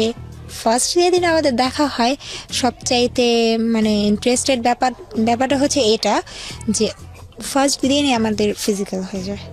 কোথায় মিট করেন আপনারা? মানে ও আমাকে একটা জায়গায় নিয়ে যায়, ও বলতেছে চলো আমার একটা সিক্রেট কফি শপ আছে, ওইখানে আমরা যাব। তো ওইখানে আমরা যাই। কোথায় কফি শপটা? একটা শনি এক রাতে, ঢাকার ভেতরে শনি একরাতে। হ্যাঁ, তারপর? তো ওইখানে নিয়ে গেল। তো এইখানে মানে এত দিন পরে ওরে আমি দেখছি। এখন এর মধ্যে কিছু হয়ে যাওয়াটা অস্বাভাবিক কিছুই না, যেহেতু ফোনে আমাদের এত কিছু হতো। তো ফার্স্ট মিট আমার মনে হয়নি ওরে আমি প্রথমবার দেখতেছি, মনে হয়েছে ওরে আমার অনেক আগে থেকেই দেখা। ওই দিন এরকম হলো। কফি শপের ভিতরে? কফি শপের মধ্যে। কফি শপ এটা হয় না, কিভাবে? তার মানে ওইটা কফি শপটা অন্যরকম ছিল। অন্যরকম বলতে কফি শপ ডিজাইনটা করা হয়েছে এরকম ভাবে যাতে ডিজাইনটা করে? করা হয়েছে এরকম, মানে আলাদা আলাদা সাইড ছিল দুইটা। হ্যাঁ। দুইটা সাইডের সোফাগুলো ছিল রাউন্ড সোফাগুলো। ওকে। ওই রকম যখন ভিতরে কেউ ঢুকতো তারা সোফাটা বন্ধ করে দিত, দেয়ালের সাথে বন্ধ করে দিল। এটা জাস্ট ছোট একটা রুমের মতো হয়ে যেত। উপর থেকে খোলা? উপর থেকে খোলা, উপরে তো দেয়াল। আচ্ছা। হ্যাঁ। আর এটা বন্ধ করে দিলে আলটিমেটলি এমনি কেউ ইন্টার করতে আর না? পুরাটাই ছিল মানে অন্ধকার, লাইক সব ডিম লাইট জ্বালানো ছিল এরকম। তো ওইটা টোটাল কেউ ডিস্টার্ব করতো না? না। তার মানে এইরকম সোফা আলটিমেটলি এগুলো বানানো হয়েছে যাতে করে এখানে কাপড়রা আসে এবং এসব কাজ করে। ওকে, তার মানে আর পার আওয়ার্স ওরা 200 টাকা করে নেয়। ওখানে পার আওয়ার্স বসলে 200 টাকা করে নেবে। তার মানে বসলে। একদম specially facilitated for this kind of illegal activities. Okay, আমার জানা ছিল না। হ্যাঁ, বলেন তারপর। তারপর ওই দিন এরকম হয়ে যায়। তারপর আস্তে আস্তে প্রায় সপ্তাহে 2 দিন করে দেখা হতো। আপনার নিজেরও তো একটু ইতস্ততা লাগার কথা, কারণ আপনাকে আমি প্রশ্নগুলো এই কারণেই করছি কারণ আপনি সেই সময় অনেক বেশি ইমোশনাল এবং যে ধরনের পরিবারে বড় হয়েছেন সেখানে এই ধরনের অ্যারোগেন্ট গ্রো করাটাও খুব স্বাভাবিক। কিন্তু আপনি এরকম একটা খোলামেলা জায়গাতে, হাজার হলেও এটা তো এক ধরনের চরম পর্যায়ের ক্রেজিনেস না থাকলে এরকম পাবলিক জায়গাতে, আপনার জন্য তো এটা প্রথম।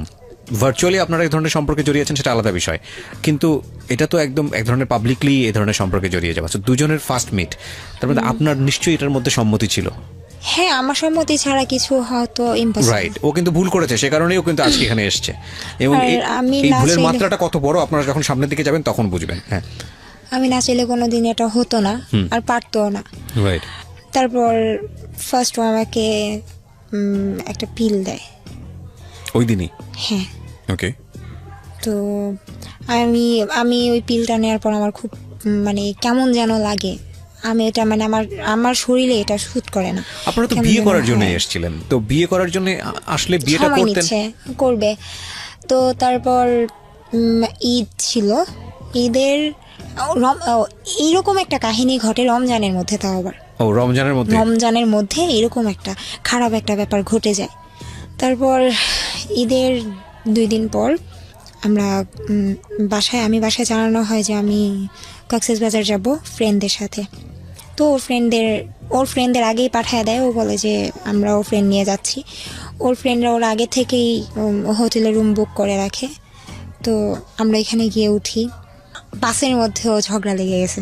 এরকমই হয়। তো আমার মন খারাপ।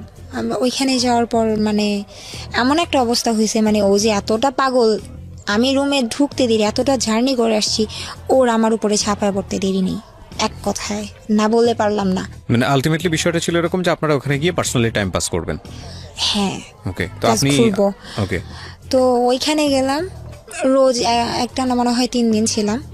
রোজই মনে হয় মানে ওই ঝগড়াটাই হচ্ছে বেশি। কাছাকাছি থেকে ঝগড়া হচ্ছে? ঝগড়াও হচ্ছে। কিসের ঝগড়া ছিল? কি বিষয়ে নিয়ে ঝগড়া হতো? এই ছোটখাটো ব্যাপার নিয়ে ঝগড়া লেগে যাচ্ছে, আচ্ছা। কথাই মিলছে না। তো এর মধ্যে আমি ওকে একটা কথা বলছিলাম যে যাই করো আমার সামনে করবা, তুমি যত বড় অপরাধ করো আমার সামনে যদি করো আমি তোমাকে মাফ করে দেবো, আমার পিছনে কিছু করবো আপনার না। সন্দেহ হতো ও কোনো অপরাধ করে?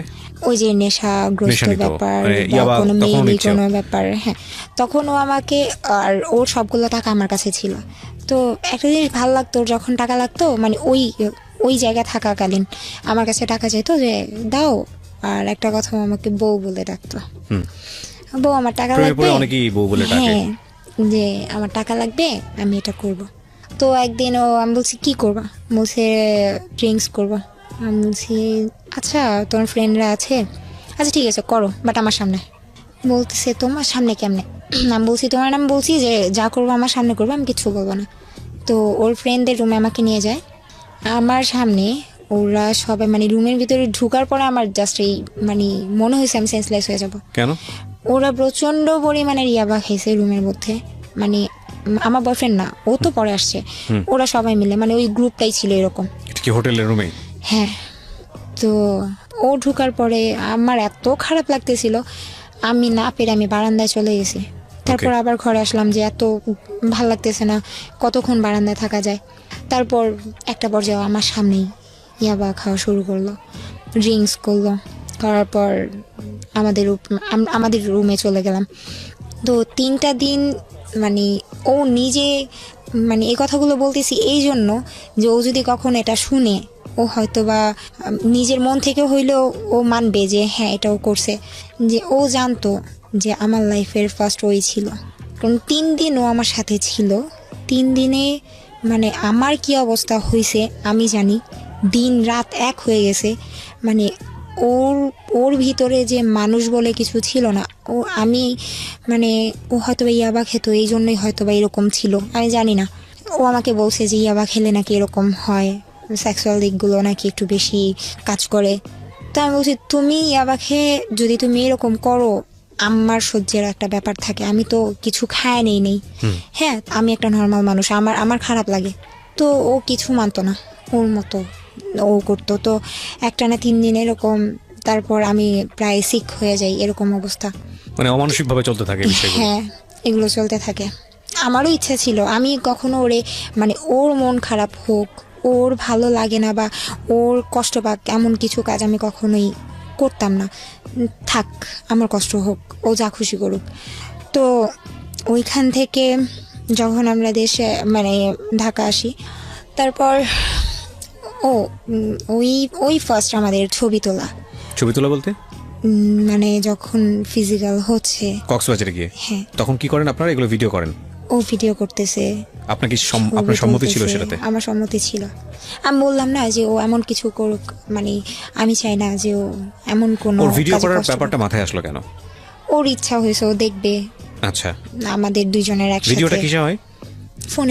ফোনে ভিডিও করে। ওকে। আমার সামনেই করে। তারপর ওইখান থেকে আসার পর ওর ফ্যামিলি জানতো আমাদের ব্যাপারটা।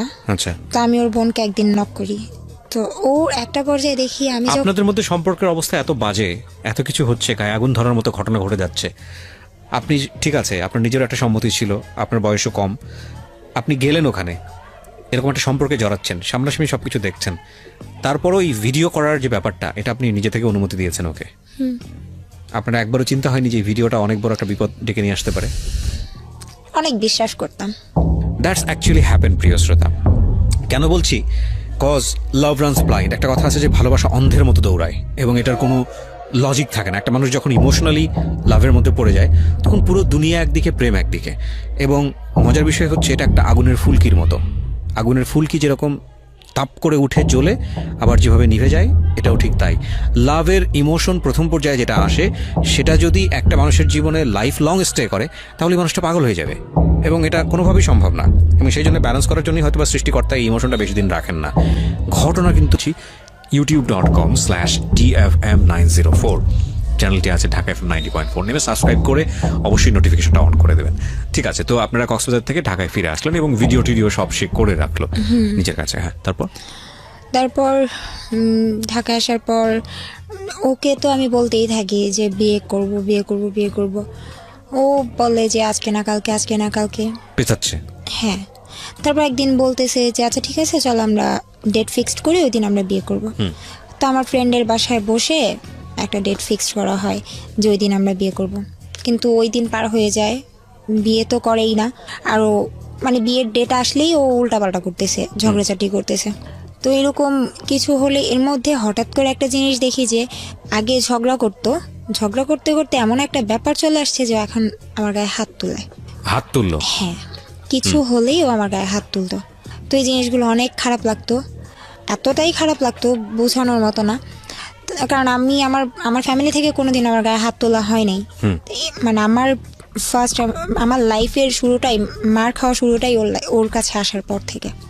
তারপর ওইখানে আমার ফ্রেন্ডের বাসা থেকে আসার পর সেই দিনও আমাকে মারে, প্রচণ্ড রকমের মারার পর মারার কারণটা হচ্ছে, হ্যাঁ ওকে আমি বলি যে চলো বিয়ে করি, নাইলে কিন্তু আমি তোমার নামে মামলা করব।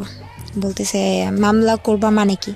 তখন আমার কাছে কিছু ছবি ছিল, তো আমি বলছি এই ছবিগুলো দেখো, ছবিগুলোর মধ্যে তোমার ফেসটা তুমি চিনো তো, আমি কিন্তু এগুলো দিয়ে দিব। পরে বলতেছে যে মামলা করবি, এটা সেটা অনেক কথা। কে মামলা করার কথা বলে? আমি। আপনি মামলা করার কথা বলেন? আচ্ছা, মামলায় আপনি কি সাথে করবেন? আমার কাছে ছবি ছিল কিছু, তারপর ও যে আমার সাথে কথা বলতো, হ্যাঁ, মানে মেসেজ, বাট মামলাটা কিসের জন্য? এই যে ও আমার সাথে এগুলো করছে, করার পর আমাকে বিয়ে করতেছে না, আচ্ছা, হ্যাঁ পিছাচ্ছে, আমারও তো একটা লাইফ। তো মেসেজগুলো ছিল, আচ্ছা, কথা হতো। আর ছবি কিসের ছিল? স্ক্রিনশট, ছবিগুলো নিট পিক গুলো ছিল ওর আর আমার একসাথে বলতে নরমাল যেগুলো মানুষ দেখতে পারে এরকম ছবি, নাকি আপনাদের ভেরি পার্সোনাল ছবি? ভেরি পার্সোনাল ছবি। তার মানে আপনারা যখন ভিডিও কলে সব করতেন তখন আপনি কিছু স্ক্রিনশট নিয়ে রেখে দিয়েছিলেন? এই ছবিগুলো হচ্ছে কক্সবাজার যখন গেলাম তখনের ছবি। ওই যে মাঝে মাঝে যখন দেখানো হতো না তখন ফোন সেক্স হতো, বাংলাদেশে আসার পরও যেদিন দেখা হচ্ছে না সেদিন ফোন সেক্স হচ্ছে অনবরত, প্রত্যেক দিন হচ্ছে। যেদিন আমি না করব, যেদিন আমি ওকে ফোনে উল্টাপাল্টা কথা না বলবো, সেই দিন আমার সাথে ঝগড়া করবে। তার মানে বিষয়টা ছিল এরকম যে আপনাদের নর্মাল রিলেশনশিপ, যেটা বোঝাই আমি, যে নর্মালি কথাবার্তা যেটা হতো তার চাইতে এক্সট্রিম লেভেলে বেশি হতো, সেগুলো হচ্ছে এই ধরনের সম্পর্ক, ইল্লিগাল, যেটা বিয়ের আগে। আপনারা এই সময়ে দুজনেই যেটা করতেন, বিভিন্ন রকমের স্ন্যাপ রেখে দিতেন, ছবি রেখে দিতেন, এবং সেটা দেখি আপনি তাকে বলছেন যে যদি তুমি বিয়ে শাদীর দিকে না যাও তাহলে আমি এগুলো দিয়ে মামলা করব। ওকে, তারপর আমরা ওকে দেখতেছি যে না হচ্ছে না, ও আমার কোনো কথাই শুনতেছে না, মানে প্রচন্ড রকমের ভয় দেখাই ওরে আমি, যে থানার সামনে যাই। আমি জানি আমি থানায় ঢুকবো না, আমি থানার সামনে পর্যন্ত যাই। আমি এখানে একটু থামাচ্ছি প্রিয় শ্রোতা। অনেকেই হয়তো রেডিওতে শোনার পরে অনেকেই হয়তো একটু আটকে উঠতে পারেন যে এটা এইরকম একটা কন্টেন্ট রেডিওতে এভাবে প্রচার করাটা ঠিক হচ্ছে কিনা। আমি আপনাদের সাথে বিনীতভাবে এই জায়গাটিতে বিনয়ের সঙ্গে যে কথাটি বলতে চাই, সমাজে বা আমাদের সোসাইটিতে এই জায়গাটি, ওই যে বিষয়টি এখন বলছে, যে শব্দটি বলছে বারবার, যে ফোন সেক্স কিংবা এই যে ভার্চুয়ালি যে বিভিন্ন রকমের ছবি আদান প্রদান এবং একজনের সঙ্গে ধরনের সম্পর্কে জড়িয়ে যাওয়া, তারপর বিভিন্ন রকমের জায়গাতে গিয়ে সেগুলো ভিডিও করা, এগুলো আমাদের সমাজে এখন, শুধু আমাদের সমাজে না, আমরা বলবো যে পুরো বিশ্বেই এগুলো এখন একটা ভাইরাল কন্টেন্ট, এবং এগুলো প্রত্যেকটা মানুষের জীবনেই কম বেশি হচ্ছে, এবং কিছু কিছু মানুষের জীবনকে চিরতরে ধ্বংস করে দিচ্ছে। এই জিনিসগুলো যে কতটা ভয়ানক হতে পারে, যে ধরুন আপনি আপনার স্ত্রীর সঙ্গে হয়তো বা পার্সোনালি কোনো একটা ব্যক্তিগত জায়গাতে গিয়ে এই বিষয়গুলো হয়তো বা আপনি রেখেছেন, হয়তো জীবনের কোনো একটা পর্যায়ে গিয়ে কিছু গোল্ডেন মেমোরি হয়তো নিজেরা দেখেই, হয়তো বা আপনার উদ্দেশ্য ভালো ছিল, আমি সহজ বাংলায় যদি বলি, এই ফোনটা, যে ফোনটাতে আপনি রেখেছেন বা যে ডিভাইসটাতে আপনি রেখেছেন, সেটা আপনার হাতছাড়া হয়ে গেল, এবং এটা কতটা ভয়ানক হতে পারে আপনার জন্য একটু চিন্তা করে দেখুন। আমরা ইমোশনালি এত বেশি এই জায়গাগুলোতে ইনভলভ হচ্ছি যে এটার নেগেটিভ ইম্প্যাক্ট কতটা হতে পারে আমরা সেটা জানছি না। দেখুন, আমার দায়িত্বের জায়গাটা এটা। আমি যখন অনুষ্ঠানটা করি তখন আমি এই কথাটা এই কারণেই বলছি যে কম বেশি আমরা সবাই এই জিনিসগুলোর মধ্যে আমরা ইনভলভ। আমরা যেন এমন কোনো বিপদগামী সম্পর্কে গিয়ে এইসব জিনিস চর্চা না করি যাতে করে এই জিনিসগুলো আমাদের নিজের জীবনের জন্যই দুর্বিষহ হয়ে যায়। অর্থাৎ এমন যদি চর্চা করতেই হয় তাহলে এমন কিছু সম্পর্ক বা এমন সিকিউর জায়গা থেকে চর্চা করা উচিত যেটা কোনোভাবেই আপনার ভবিষ্যৎকে ভয়ানকভাবে ঝুঁকির মধ্যে ফেলে দেবে না। আর ওর জায়গাটা এমন হয়ে গেছে, বিশেষ করে আজকে মমু যে কথাগুলো এখানে বলছে, দুজনের যে ঘটনাটা, আমার কাছে মনে হচ্ছে এটা একটা অস্বাভাবিক সম্পর্ক। প্রেমের সম্পর্কের চেয়ে বেশি চলে গেছে হচ্ছে শারীরিক সম্পর্কের দিকে। ম্যাক্সিমাম যেটা বলতে যাচ্ছে সেটা হচ্ছে শারীরিক সম্পর্ক। এবং কতটা বিপদগামী শারীরিক সম্পর্ক দেখেন, দ্বিপাক্ষিকভাবেই ওদের কাছে প্রচুর ডকুমেন্টস ছিল যে এই ডকুমেন্টসগুলো চাইলে ওরা একে অপরের এগেনস্টে ব্যবহার করতে পারে। এবং এই ঘটনা আমাদের সমাজে শুধুমাত্র মমই ঘটনা না, এরকম অসংখ্য ঘটনা আমাদের সোসাইটিতে আছে, অসংখ্য ঘটনা। আমরা কিছুদিন আগেই, এবং এখনও চলতেছে, আমাদের খুব ওয়েল নোন একজন সেলিব্রিটির এরকম একটা ঘটনা আমরা আমাদের মিডিয়াতে ভাইরাল হতে দেখেছি, এবং আমার খুব বিরক্ত লেগেছে। আমি ব্যক্তিগত অপিনিয়ন এখানে বলছি, আমার খুব বিরক্ত লেগেছে এরকম একটা ইস্যু নিয়ে মানুষের এত বেশি আগ্রহ দেখে। ব্যাপার হচ্ছে যে এটাই যে আসলে আমরা কনস্ট্রাকটিভ বা ভালো জিনিসের প্রতি যতটা আগ্রহ দেখাই, আমাদের খুব ন্যাচারালি এইরকম জিনিসের প্রতি আগ্রহটা অনেক তীব্র হয়, এবং এটা নিয়ে যত পরিমাণ নাড়াচাড়া হয়েছে সোশ্যাল মিডিয়াতে, যেটা আসলেই খুব দুঃখজনক, দ্বিপাক্ষিকভাবেই খুব দুঃখজনক। কিন্তু আমার মনে হয় যে এটা শুধু একজন সেলিব্রিটি কিংবা সেলিব্রিটির সাথে জড়িত একজন মানুষ তার ঘটনা না, এরকম ঘটনা আমাদের সমাজে অহরহ ঘটছে। কিছু কিছু আপনি জানতে পারছেন, কিছু কিছু আপনি জানতে পারছেন না। এই কিছু না, আমি বলবো অনেক বড় একটা অংশই হয়তো আপনি জানতে পারছেন না। মমো, তারপরে আপনি ভয় দেখানোর পরে কি হলো? তারপর আমার ইচ্ছা ছিল যে ওকে আমি জাস্ট ভয় থানার সামনে দেখাবো, আর গিয়েছেন, হ্যাঁ। কিছু না। থানার সামনে গিয়ে মানে ফার্স্ট আমি বললাম দেখো আমি রাস্তায় বের হয়েছি, রাস্তার ছবি দিলাম, রিক্সা উঠছি সেটার ছবি দিলাম। তারপর থানার গেটের ছবিটা দিয়ে বললাম দেখো আমি কিন্তু থানায় ঢুকতেছি। তখন ও প্রচণ্ড পরিমাণের ভয় পায়। ভয় পাওয়ার পর আমার কাছে অনেক মাফ চায়, আর মাফ চাওয়ার পর বলে যে তুমি যা চাইবা তাই হবে। আচ্ছা ঠিক মানে আছে, বিয়ে করবো? হ্যাঁ ওকে। বিয়ে করবে। তারপর আমি বাসা চলে আসলাম। তখন আমি বলছি যে দেখো আমি যেতাম না থানায়, আমি আসলে তোমাকে ভয় দেখানোর জন্য করছি। ও বলতেছে যে যাই হোক বিয়ে করব, আচ্ছা ঠিক আছে চলো আসো আজকেই বিয়ে করবো। কি পরে বলতেছে হ্যাঁ। আমার মাথায় এতটুকু ঢুকে নাই যে আমি আমার ফোনটা সাথে নিয়ে যাচ্ছি। তো ও, আমরা বুঝে গেছি, হ্যাঁ বলুন। আমাকেও নিয়ে গেল। ও আমাকে বলতেছে আজকে তুমি না নৌকায় ঘুরতে অনেক পছন্দ করো, চলো নৌকায় ঘুরবো। তো নৌকা এমন একটা জায়গায়, যেই জায়গায় মানে মানুষ খুন করে ফেললেও লাইক বোঝার একটা কোনো উপায় ছড়ের নেই। মতো, হ্যাঁ। হ্যাঁ। তো আমাকে ফার্স্টে ওইখানে নিয়ে গেল। আমাকে বললো তুমি তো সকালে খাও নাই, খায় নাও। আমার একটা মানে ব্যাড হ্যাবিট হচ্ছে আমি খাওয়া দাওয়া করি না। আমাকে আগে ফার্স্ট খাওয়ালো, খাওয়ানোর পর বলতেছে আসো। নৌকা ওঠার আগেই বলতেছে ফোনটা দেখি।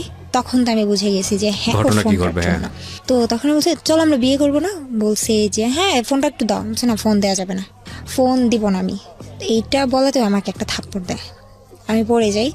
আমাকে মানে আমি বলতেছি আমি ফোন দিব না, তুই আমার ফোন ছাড়, আমার হাত ছাড়, আমি চলে যাব, আমার বিয়ে করতে হবে না, ছাড়। ও আমাকে টানতে টানতে একটা নৌকার উপরে উঠায়, নৌকাওয়ালাকে বলে তাড়াতাড়ি নৌকাটা ছাড়েন। আমাকে টেনে হেসড়ে আমাকে নৌকা উঠায়। মানে নৌকাওয়ালাকে আগে থেকে নৌকাওয়ালা সেট ছেড়ে করা দেয়। ছিল? না না, উনি দেখেই বুঝতে পারছে। উনি বলতে যেভাবে বলছে নৌকাওয়ালা বুঝতে পারছে হয়তো বা টাকা বেশি দিবে। ওকে ওকে। তো এই নৌকাওয়ালা চিন্তা অভ্যস্ত, করি- কারণ নৌকাতে সব ঘটনা ঘটে। ওকে। তো নৌকাটা পানির মাঝখানে নিয়ে গেল। তখন তো আমার ব্যাক করার কোনো ওয়ে নেই। তো ও আমাকে মানে ফোন চাচ্ছে আর প্রচণ্ড রকমভাবে মারতেছে। আমি দিচ্ছি না, ও আমাকে মারতেছে। মানে আমার এমন অবস্থা হয়েছে, আমি নৌকার মধ্যে আমি প্রায় সেন্সলেস হয়ে যাব অবস্থা। মানে কতগুলা থাপ্পড় দিছে আমার মনে নেই, কিন্তু মানে আমার অবস্থা খুব খারাপ হয়ে গেছে। তারপর ফোন দিলাম, ও মানে লক করা ছিল, পাটাম দেওয়া ছিল, ও এটা খুলতে পারতেছে না। তো আরও রাগ, আমি নিয়ে ফোন চাইছে, ফোন দিছি। এখন ওইটার জন্য আরও রাগ, আরও বেশি মার শুরু করছে। এখন আমি এক পর্যায়ে সহ্য করতে না পেরে ওর পায়ে ধরছি, প্লিজ আমার এইভাবে মাইরো না, আমি ফোনের লক খুলে দিচ্ছি, আমি আর সহ্য করতে পারতেছি না।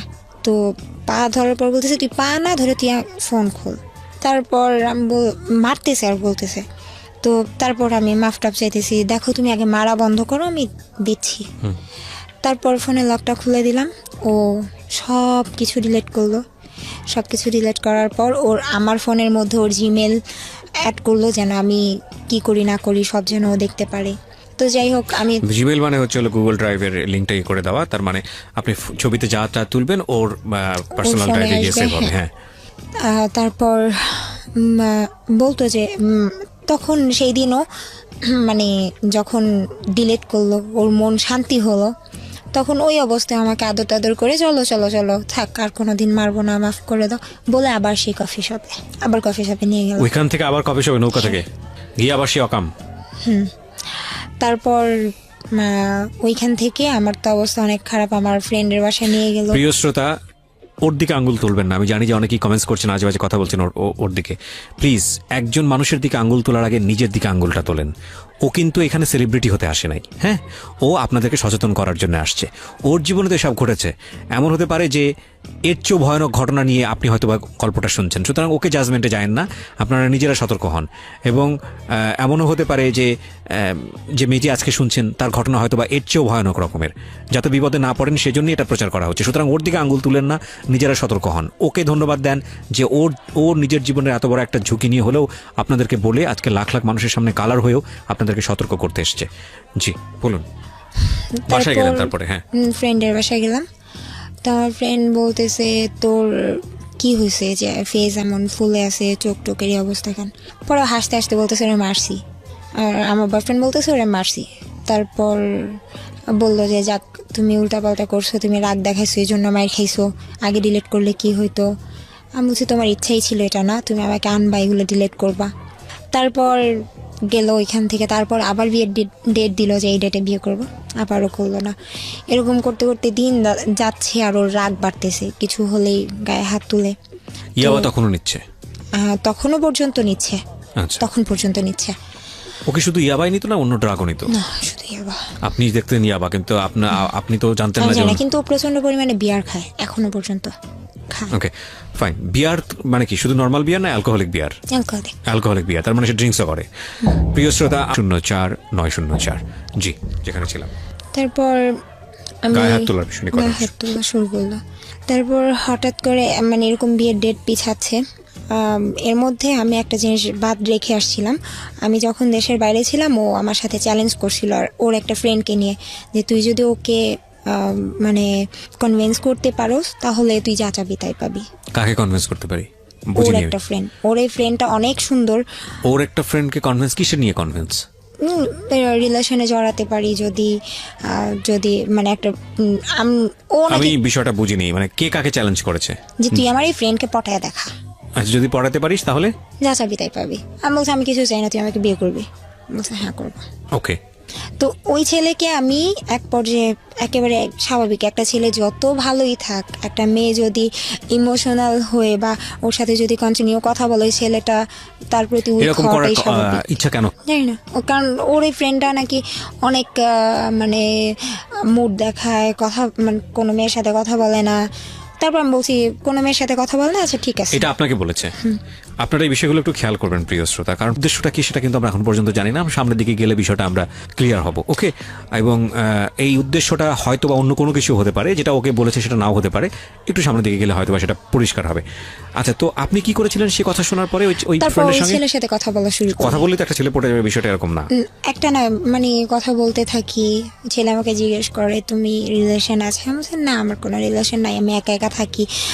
মানে আমার দুর্বলতাগুলো দেখাতাম, আমি একা একা থাকি। ওই ছেলের সঙ্গে আপনার কি ধরনের কনভারসেশন হতো? আমি কি ধরনের বলতে বোঝাচ্ছেন আপনি যেটা করেছেন? বয়ফ্রেন্ডের চাইতে কম, ফ্রেন্ডের চাইতে বেশি। এই ছেলের সাথে তো জাস্ট এমনিতেই কথা বলতাম, ইমোশনালি ব্ল্যাকমেল করা যেটা আর কি। আচ্ছা, ওই ছেলেকে কোন সেটাই ধরনের স্ন্যাপ করতেছিলাম। পাঠানো, ও কোন ধরনের স্ন্যাপ পাঠানো, এগুলোর মধ্যে গেছেন কি? না না, এরকম কিছু না। ফ্রেন্ড একসময় পড়ে গেল আপনার প্রতি? হ্যাঁ, তারপর? হ্যাঁ, পটে গেল বলতে ছেলে কিন্তু প্রপোজও করে নাই, জাস্ট দুর্বল হয়ে গেছে আপনার প্রতি। মানে এমনিতে কথা চলতেছে। মানে আমি বুঝতেছিলাম হ্যাঁ এই ছেলেটা প্রপোজ করতে পারে, করবে। তার মধ্যে আমি দেখতেছি যে পাপ্পুর মন মেজাজ অন্যরকম। তখন আমি এই ছেলেটাকে সব সত্যি বলে দিলাম যে আসলে দেখো ভাইয়া, আসলে আমাকে তোমার ফ্রেন্ড আমাকে বলছিল আমি চাই না, আমি পারি না এগুলা, আমি তোমারে হার্ট করতে পারবো তো না। এই ঘটনাটা আপনি এখন কেন বলতেছেন? মানে এটা দ্বারা কি বলতেছি আমি। তো তারপর ওই যে কেন আমি ওর সাথে কথা বললাম এইটা ওর মাথায় ছিল। হ্যাঁ, এখন আমি যখন ওই যে দেশের বাইরে থেকে যখন আসলাম, তখন একদিন ওর ফ্রেন্ডদের সাথে আমাকে পরিচয় করায় দিতেছে, ফ্রেন্ডের সাথে রাস্তায় দেখা হয়েছে। তো এই ফ্রেন্ডের সাথে দেখা হয়, যেই ফ্রেন্ডের সাথে আমি ফোনে কথা বলছি। তো এই ফ্রেন্ডের সাথে দেখা হয়, সেদিন ওই ফ্রেন্ডের নাকি বার্থডে ছিল। তো আমি জাস্ট বলছি ভাইয়া হ্যাপি বার্থডে টু ইউ। এটা আমি কেন বললাম, মানে এই ছেলের সাথে আমার ফোনে আগে কথা হয়েছিল, এই ছেলের সাথে আমি কেন কথা বলবো? এইটা বলছি এই জন্য, এই কথাটা বলার জন্য ও আমাকে যে কি করলো, সবার সামনে অপমান করলো, সবার সামনে, ওই ছেলের সামনেই, সবার সামনে। ছেলেদের সাথে কথা না বললে তোর ভাল লাগে না, এইটা সেটা। আমি খারাপ কি করলাম? ক্রেজি ছিল। এবং এটা খুব স্বাভাবিক যে ধরনের ড্রাগ নিত এবং যেভাবে ওর লাইফস্টাইল ছিল, সেখানে হয়তো এই বিষয়গুলো খুব স্বাভাবিক। একজন ড্রাগ অ্যাডিক্ট মানুষের সঙ্গে আসলে তার কাছ থেকে খুব নর্মাল আচরণ আশা করাটা খুব অপ্রত্যাশিত। তবে এটাও ঠিক যে ড্রাগ না নিয়েও মানুষ অনেক সময় খুব অ্যাবনর্মাল অ্যাটিটিউড করে, সেটার পেছনে অবশ্য অনেক কারণ থাকে। যাই হোক, তারপর মানে আমি কান্না করতে করতে এখান থেকে সরে আসছি, কারণ ওই অপমানগুলো নিতে পারতেছিলাম না এতগুলো ছেলের সামনে। তারপর এরকম কিছুদিন পর পর মার চলতে থাকে, মারামারি। তো ওই দিনও মারে, যে ফ্রেন্ডের সাথে দেখা হলো ওই দিন প্রচণ্ড মারে। তারপর হঠাৎ করে একদিন বলতেছে যে ও আমি এর মধ্যে আমার ভুলগুলো আমি বলে দিই, নেলে ও যদি কোনোদিন এটা শুনে তাহলে ও বলবে যে ওর ব্যাপারেই শুধু বলে গেছে, আমার ব্যাপারে বলিনি। আমার দোষগুলো হচ্ছে এটাই যে আমি যখন ও আমাকে মারতো বা ও আমার সাথে এরকম খারাপ ব্যবহার করতো, আমি সহ্য করতে না পেরে আমি চাইতাম ওর থেকে সরে যেতে। তো সরে যাওয়ার জন্য আমি অন্য কারোর সাথে রিলেশনে জড়াতে চেতাম, যে আমি যাই ওর সাথে অন্য সন্ন্যের সাথে সেটা রিলেশন আপনার করি। জায়গা থেকে খুব স্বাভাবিক না, কারণ আপনি তো আপনার বাবা মাকে এরকম দেখেছেন, গায়ে হাত তুলছে, মারামারি করছে। হ্যাঁ, এবং আমিও খুব অবাক হচ্ছি যে এই সেম জিনিসটা দেখার পরে আপনি বিয়ের আগে সেম একই জিনিস পাচ্ছেন, তারপর এই ছেলেটাকে আপনি কেন বিয়ে করতে চাইবেন? আপনার তো একবার হওয়ার পরই এখান থেকে সরে আসার কথা। হ্যাঁ, তারপর হচ্ছে কারণ আমি ওকে অনেক লাভ করে ফেলছি। Right right. তারপর মানে আমার ভুলগুলো হচ্ছে যে আমি অন্য ছেলেদের সাথে কথা বলতাম, ওর ওই যে ওর জিমেলটা অ্যাড করা ছিল, ও দেখতো, ও আমার ফোনের কল লিস্ট ওর ওইখানে যেত, তো যার যার নাম্বার পেতো সবাইকে ফোন দিয়ে বলতো যে মম আমার গার্লফ্রেন্ড, আর সবাইকে আমার ছবিগুলো দিয়ে দিত, নিউড পিকগুলো দিত, যে দেখেন ওর সাথে আমার এত কিছু নোট হয়েছে। পিক গুলো দিত সবাইকে? হ্যাঁ, সবাইকে বলতে যার সাথে আমি একটু মানে রিলেশনে যেতে চাচ্ছি, মানে কোনো ফ্রেন্ডলি রিলেশন নেই, আমি চাচ্ছি ওর সাথে রিলেশনে জড়ায় যাব, আমি আমার এই বয়ফ্রেন্ডের থেকে সরে যাব, এটা চেষ্টা করলেই ওই কাজটা করতো। তো আচ্ছা। তখন আর আমি কারোর সাথে কথা বলতাম না, তখন আমার তো মুখই থাকতো না ওই ছেলের সাথে কথা বলার, আর কি কথা বলবো। রাইট। তারপর একটা পর্যায়ে গিয়ে আমি একটা জব নেই ওয়ারিতে, তো একটা ভালো একটা শপে জব নেই, ওইখানে আমার মানে যে ম্যানেজার ছিল একটা মেয়ে, আমার ভালো ফ্রেন্ড ছিল, আমার সাথে ঝগড়া হয়ে ও আমার এই ফ্রেন্ডকে এই ছবিগুলো দিয়ে দেয়, আমার এই ছবি। আমার ফ্রেন্ড, আমি মানে প্রচণ্ড রকমের কান্না করি, বলতেছে দেখ দেখ এটা তুই, কত জঘন্য দেখতে তুই, মানে এই কথাগুলো আমাকে বলে আমার ফ্রেন্ড। তো বলতেছে তোর এইভাবে কথাগুলো বলার কারণ হয়েছে এটাই, যেন তুই ভুল কেন করলি, তুই এটা কেন করলি। তো তখন আমি ওরে বলছিলাম, আচ্ছা তুমি যে কাজটা করছো, একটা মেয়ে আর একটা মেয়ের সুখ কখনো দেখতে পারে না, আজকে না হোক কালকে যদি ওর সাথে আমার ঝগড়া হয় আর ওর যদি এটা দিয়ে আমার সাথে ব্ল্যাকমেল করে, ঠিক তার কিছুদিন পরে মেয়ের সাথে আমার ঝগড়া হয়েছে, ওই মেয়েটা আমাকে বলতেছে তোর এগুলো আছে, তোর কি মনে আছে? আমার কাছে কিন্তু আছে, আমি এগুলো দিয়ে কিন্তু তোর অনেক ক্ষতি করতে পারি। আমার আর কিচ্ছু বলার ছিল না, আমি মাথা নত করে ওইখান থেকে চাকরি ছেড়ে চলে আসছি। তো আরেকটা ছেলের সাথে আমি রিলেশন করতে চাই, এরকম ওর থেকে আমি সরে যাব। তো একদিন আমার মনে আছে, সত্যি কথা, আমি ওই ছেলের সাথে রিস্কায় বসছিলাম, হাত ধরেই বসেছিলাম। রিস্কায় বসছিলাম বলতে আমি রিস্কা উঠতে পারি না, এখনো পর্যন্ত পারি না, আমার ভয় লাগে, তো আমি ছেলেটা হাত ধরে বসছিলাম। এটা ওকে আমি সত্যিটাই বলছি যে হ্যাঁ। তো এইটা জানার পর ওই ছেলেটাকেও আমার নিউড পিক দেয়, দেওয়ার পর ওই ছেলে আমার এলাকায় এসে আমাকে থ্রেট দিয়ে যায় যে এই তুই কারে বিলিভ করছস, কোন ছেলের সাথে রিলেশন করছস, আজকে আমি যদি চাই তাহলে তোর এমন অবস্থা করব, তোর প্রস্টিটিউশন করা ছাড়ার কোনো উপায় থাকবে না। এই ছেলেটা এইভাবে আমাকে গালাগালি করে যায়, তুই খারাপ, এটা সেটা এগুলো বলে। তারপর এই ইম্প্যাক্টগুলো খেয়াল করবেন প্রিয় শ্রোতা, যে ও কি পরিমাণ একটা জায়গায় বন্দী হয়ে গেছে এবং ওকে এই ছবিগুলো দিয়ে কি পরিমাণ ব্ল্যাকমেল করা হচ্ছে। একটা হচ্ছে যে শাস্তি দেওয়ার, একটা হচ্ছে পুরো জীবনটাকেই একটা খাঁচার মধ্যে বন্দি করে ফেলা, এবং সেই কাজটা কিন্তু এই ছেলেটা ওকে করছে, এবং ও ইমোশনালি বারবার এই ছেলেটার কাছে ফিরে আসতেছে, কোনো উপায় নেই বলে। হ্যাঁ, উই পোকা যেরকম আগুন দেখে আগুনের উপর ঝাঁপায় পড়ে, তারপরে দুটো পাখা হারায় সুরসুর করে ওখান থেকে ফিরে আসে অথবা মারা যায়, ওর অবস্থা হয়েছে ঠিক সেরকম। বলেন তারপর ওর থেকেও সরে গেলাম। সরে যাওয়ার পর লাস্ট আমি একটা ছেলের সাথে রিলেশন করি, ওই ছেলেটা আমার সব জানতো, আমি ছেলেটাকে সব বলছি যে আমার এগুলো হয়েছে, ও আমার সাথে এরকম ব্যবহার করে, সব কিছু জানার পর ছেলেটা আমাকে প্রচণ্ড রকমের লাভ করে। তো এই ছেলেটা মানে সব জেনে শুনে ও আমাকে প্রেম করতে চায় না, আমাকে বিয়ে করতে চায়। তো একদিন ওর সাথে আমি মিট করার পর মানে সব কিছু বলার পর আমি অনেক কান্না করি, মানে কান্না পেয়ে যায়। তো ওই ছেলেটা আমাকে বলে যে আমি তোমার সাথে প্রেম করব না, আমি তোমাকে বিয়ে করব। তো সেই দিনের পরে আরেকদিন মিট হয়, তখন দুষ্টামি করতে করতে সত্যি কথা যেটা, আমি ওই ছেলের গালে একটা কিস করি। ওই ছেলেটাই বলছিল ওর ফ্রেন্ডদের সামনে, ওর ফ্রেন্ডরা বলতেছিল আমার ভাবি, বলতেছে তোর ভাবি হয় না, আমার বিশ্বাস হয় না এটা আমাদের ভাবি। পরে আমি বলছি কি করলে বিশ্বাস হবে, বলতেছে যে আচ্ছা তাহলে ওর ভাইকে একটা কিস করেন তাহলে বিশ্বাস হবে। তো আমি তখন ওর গালে একটা কিস করি, সেটাও আমি ওরে বলে দিয়েছে আমি না এটা করে ফেলছি, আমি এটা করছি। তো তখন এটা নিয়েও অনেক কাহিনী, ওই ছেলেকেও জানা তাই শোনায়, তো এগুলো চলতে থাকে। তো একটা পর্যায়ে হঠাৎ করে একদিন মানে বলতেছে ওর নামে নাকি কোন জায়গা নিয়ে মামলা হয়েছে, ও এখন পলাতক, যে আমি এখন পলাতক আছি, আমি কয়েকদিন ঢাকার বাইরে থাকবো, তুমি টেনশন করো না, আমি সুযোগ পেলে তোমাকে ফোন দিব। আমি তো কান্নাকাটি শুরু করে দিছি, আল্লাহ এটা কি হইলো। তো আমি বললাম যে কি এমন হলো যে তোমার পলাতক থাকতে হবে, বলতেছে আমি ঢাকাতেই থাকতে পারবো না। তো বললাম আচ্ছা ঠিক আছে থাকো, ওর বাসা বাড়ি চিনতেন? ভালোভাবে থাকো না, বাসা বলতে ওর বাসা চিনতাম না, আচ্ছা এমনিতে ওর জানতাম যে ওইখানে থাকে। তো ওর তারপর হঠাৎ করে মানে 2-3 দিন যায়, ফোন দেয় না।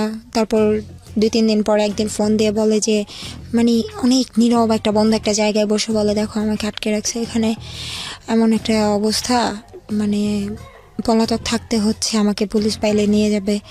সে কেন, জায়গা নিয়ে কি হয়েছে আমাকে বলো। বলতেছে যে আসলে জায়গাটা যার থেকে নিছে এটা নিয়ে একটু প্রবলেম হয়েছে। আচ্ছা ঠিক আছে। তারপরে একটানা 2 সপ্তাহের মতো কোনো নেই, খবর নাই, একেবারে টোটালি কথা বন্ধ।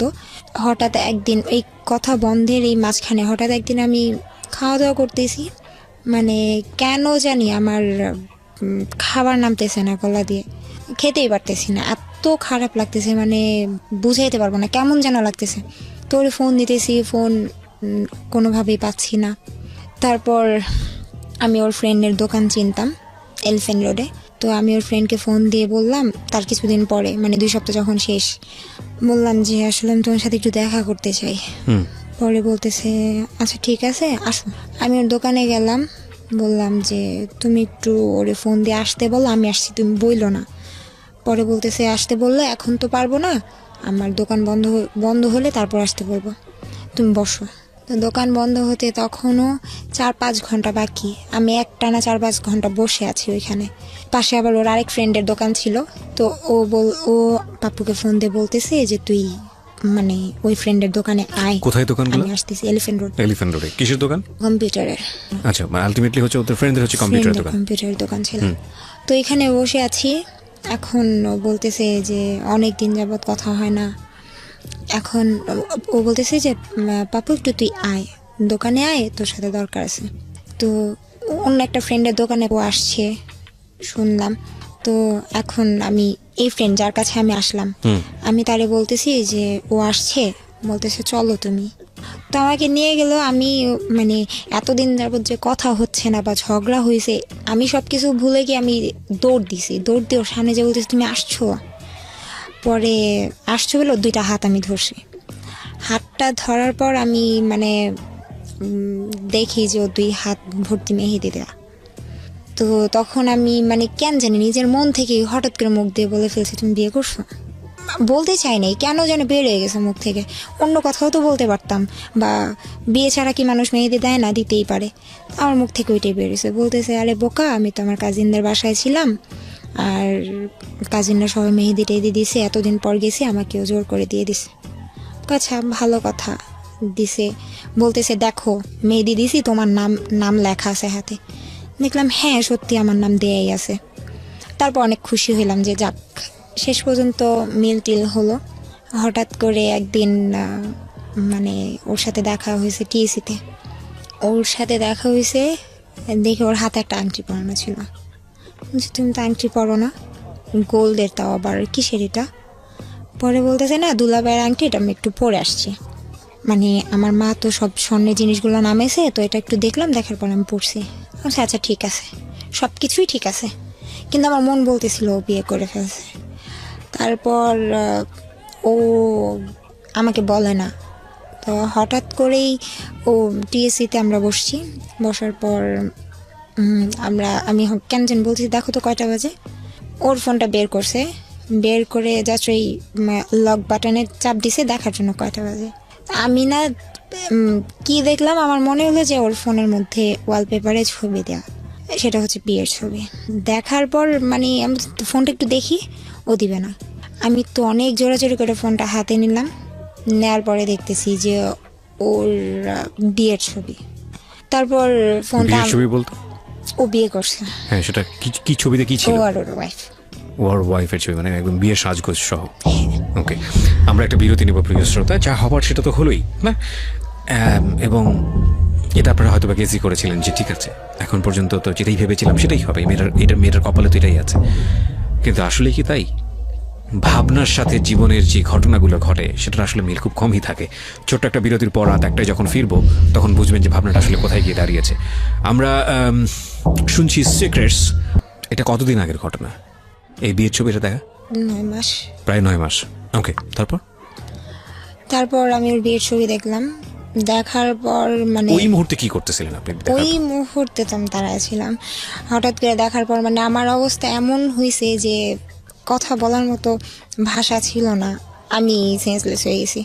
তারপরও আমাকে নিয়ে ঢাকা মেডিকেল ইমার্জেন্সিতে নিয়ে যায়। ডাক্তার বারবার বলতেছিল যে কে হয় নাকি? হ্যাঁ, যে মেয়েটার কি হয়েছে, ওর হার্টবিট এত বেড়ে গেছে কেন, ওর কি হয়েছে। অবাক হয়েছি তখন আমি। ও ওদের কাছে বলতেছিল যে এই মেয়েটার বয়ফ্রেন্ড বিয়ে করে ফেলছে, আমি ওর ফ্রেন্ড ফি। মানে এই কথাটা ও ডাক্তারকে বলে, আর আমার কানের কাছে এসে বলে যে তুই যদি এদিকে বলিস যে আমি তোর বয়ফ্রেন্ড হই, তাহলে আজকে সব শেষ। এত কিছুর পরেও সেই ধরনের কথা বলতেছে? আচ্ছা, এবং আপনি সেটা শুনতেছেন, তারপর আপনি কি করলেন? চুপচাপ? আমি তো তখন স্যালাইন চলতেছে, তখন ডাক্তার আসলো। আসার পর বলতেছে যে বিয়ে করে ফেলছে। হ্যাঁ, তুমি কোন অংশে কম আছো, যে তোমার হারাইছে ও তোমার হারাইছে, তুমি কাউরে হারাও নাই, এরকম ডাক্তার ভাবে এগুলো সান্ত্বনা বলতেছে? দিচ্ছে। হুম। তো ওর ফ্রেন্ডরা আসলো, মানে আমি বারবার ওর দিকে তাকাচ্ছি, আর মানে কেমন যেন একটা ফিলিংস হচ্ছে, আর আমি অনেক কান্না করতেছিলাম। ডাক্তার বলছে তুমি যদি এইভাবে কান্না করো তাহলে তো তুমি এই বয়সে হার্ট অ্যাটাক করবা। রাইট। তারপর এখান থেকে বাসায় যাই। বাসায় যাওয়ার পর মানে এরকম আবার ও আমাকে বোঝায় যে আমরা বিয়ে করব, যে এটা আমার মানে পরে শুনতে পারি যে ওর হাতে যে নামটা লেখা ছিল সেটা আসলে আমার যেই নাম, ওর নামে নাম ওর বউয়ের। একই নাম, আমিও গেস করছিলাম আর কি। হ্যাঁ। আর ওর বউটা হচ্ছে ওর আপন মামাতো বোন। আর সবচেয়ে বড় কথা, ওর কাছে যে আমি সবকিছু শেয়ার করতাম আমার ফ্যামিলির, ও এইগুলো আমাকে অনেক খোটা দিত। তোর বাবা এটা, তোর মা এটা, মানে আমাকে এগুলো সম্পর্কের বলতো। যখন খুব তিক্ত জিনিসগুলো চলে আসে তখন এগুলো নিয়ে মানুষ খোটা দেয়। হ্যাঁ। মানে তখন বলতাম যে তখন আমি বলছিলাম আমার শ্বশুর কি করে, তো ওর শ্বশুর ওই জায়গার অনেক নামি দামি একটা লোক। তখন বলছে হয়তো এই জন্যই তুমি আমার এই বিয়ে করো নাই। তো ও এসব বলতো। আর তারপর ওর you can no you can cry. আপনি আরামসে, সমস্যা নাই। আপনি যদি কাঁদতে চান কাঁদতে পারেন, কোনো সমস্যা নাই, রিল্যাক্স। তারপর ও বলতো যে তোর মতো ফকিন্নিকে আমি কেন বিয়ে করব, তোর মতো ফকিন্নিকে আমি কেন বিয়ে করব, তোর বাবা 2 বিয়ে করছে, এটা সেটা। এগুলো বিয়ের পরে বলতো? তারপর বুঝাইতো যে আমি ওরে ছেড়ে দিব, আমি ওরে চাই না, আমার বাবা মা জোর করে আমাকে বিয়ে দিছে। আমি বলতেছে যেন সব কিছু হঠাৎ করে হয়ে গেছে, জোর করে বিয়ে দিছে, আমি বিয়েটা করতে চাই নাই। তারপর বলতেছে আচ্ছা ঠিক আছে, তোমার সাথে তোর যা হওয়ার হয়েই গেছে। বলতেছে বিশ্বাস করে ওর সাথে আমার ফিজিক্যাল হয়নি। আমি বলছি বিয়ে করছে ফিজিক্যাল হয় নাই। বলছে না, কাবিন হয়েছে ওর বাসায়, আমি আমার বাসায়। আমি বলছি আচ্ছা ঠিক আছে। তো এরকম হঠাৎ করে একদিন ওর ফোনে আমি দেখলাম যে ওর বউ রুমে বসা, মানে বাসর রাতের ছবি যেটা বিয়েতে তোলা হয়। আপনার সাথে তার মানে রেগুলারও মিশতো? বিয়ের পরেও মিশতো? হ্যাঁ। ওকে। তারপর ওই ছবিটা দেখার পর আমার ওই দিন অনেক অবস্থা খারাপ হয়ে যায়। মানে যখন এইগুলো দেখি তখনই তো আমার প্রায় অনেক খারাপ অবস্থা হয়ে যায়। তারপর ওর এগুলো দেখার পর আমি বলছি যে তুমি সব কিছু বাদ দাও, তুমি যদি আমার বিয়ে করা হয় তুমি ডিভোর্স করো। ও বলতেছে হ্যাঁ আমি ডিভোর্স করে তোমার বিয়ে করব। তো আর সবচেয়েতে কি যে ওর সাথে যখন ঝগড়া হয় ও আমাকে বলে যে তুই আমি ছাড়াও তোকে অনেক ছেলেরা ইউজ করছে। তখন আমি বলছি তুমি দেখছো, তুমি নিজে জানো, তোমার মন জানে যে আমি কি ছিলাম।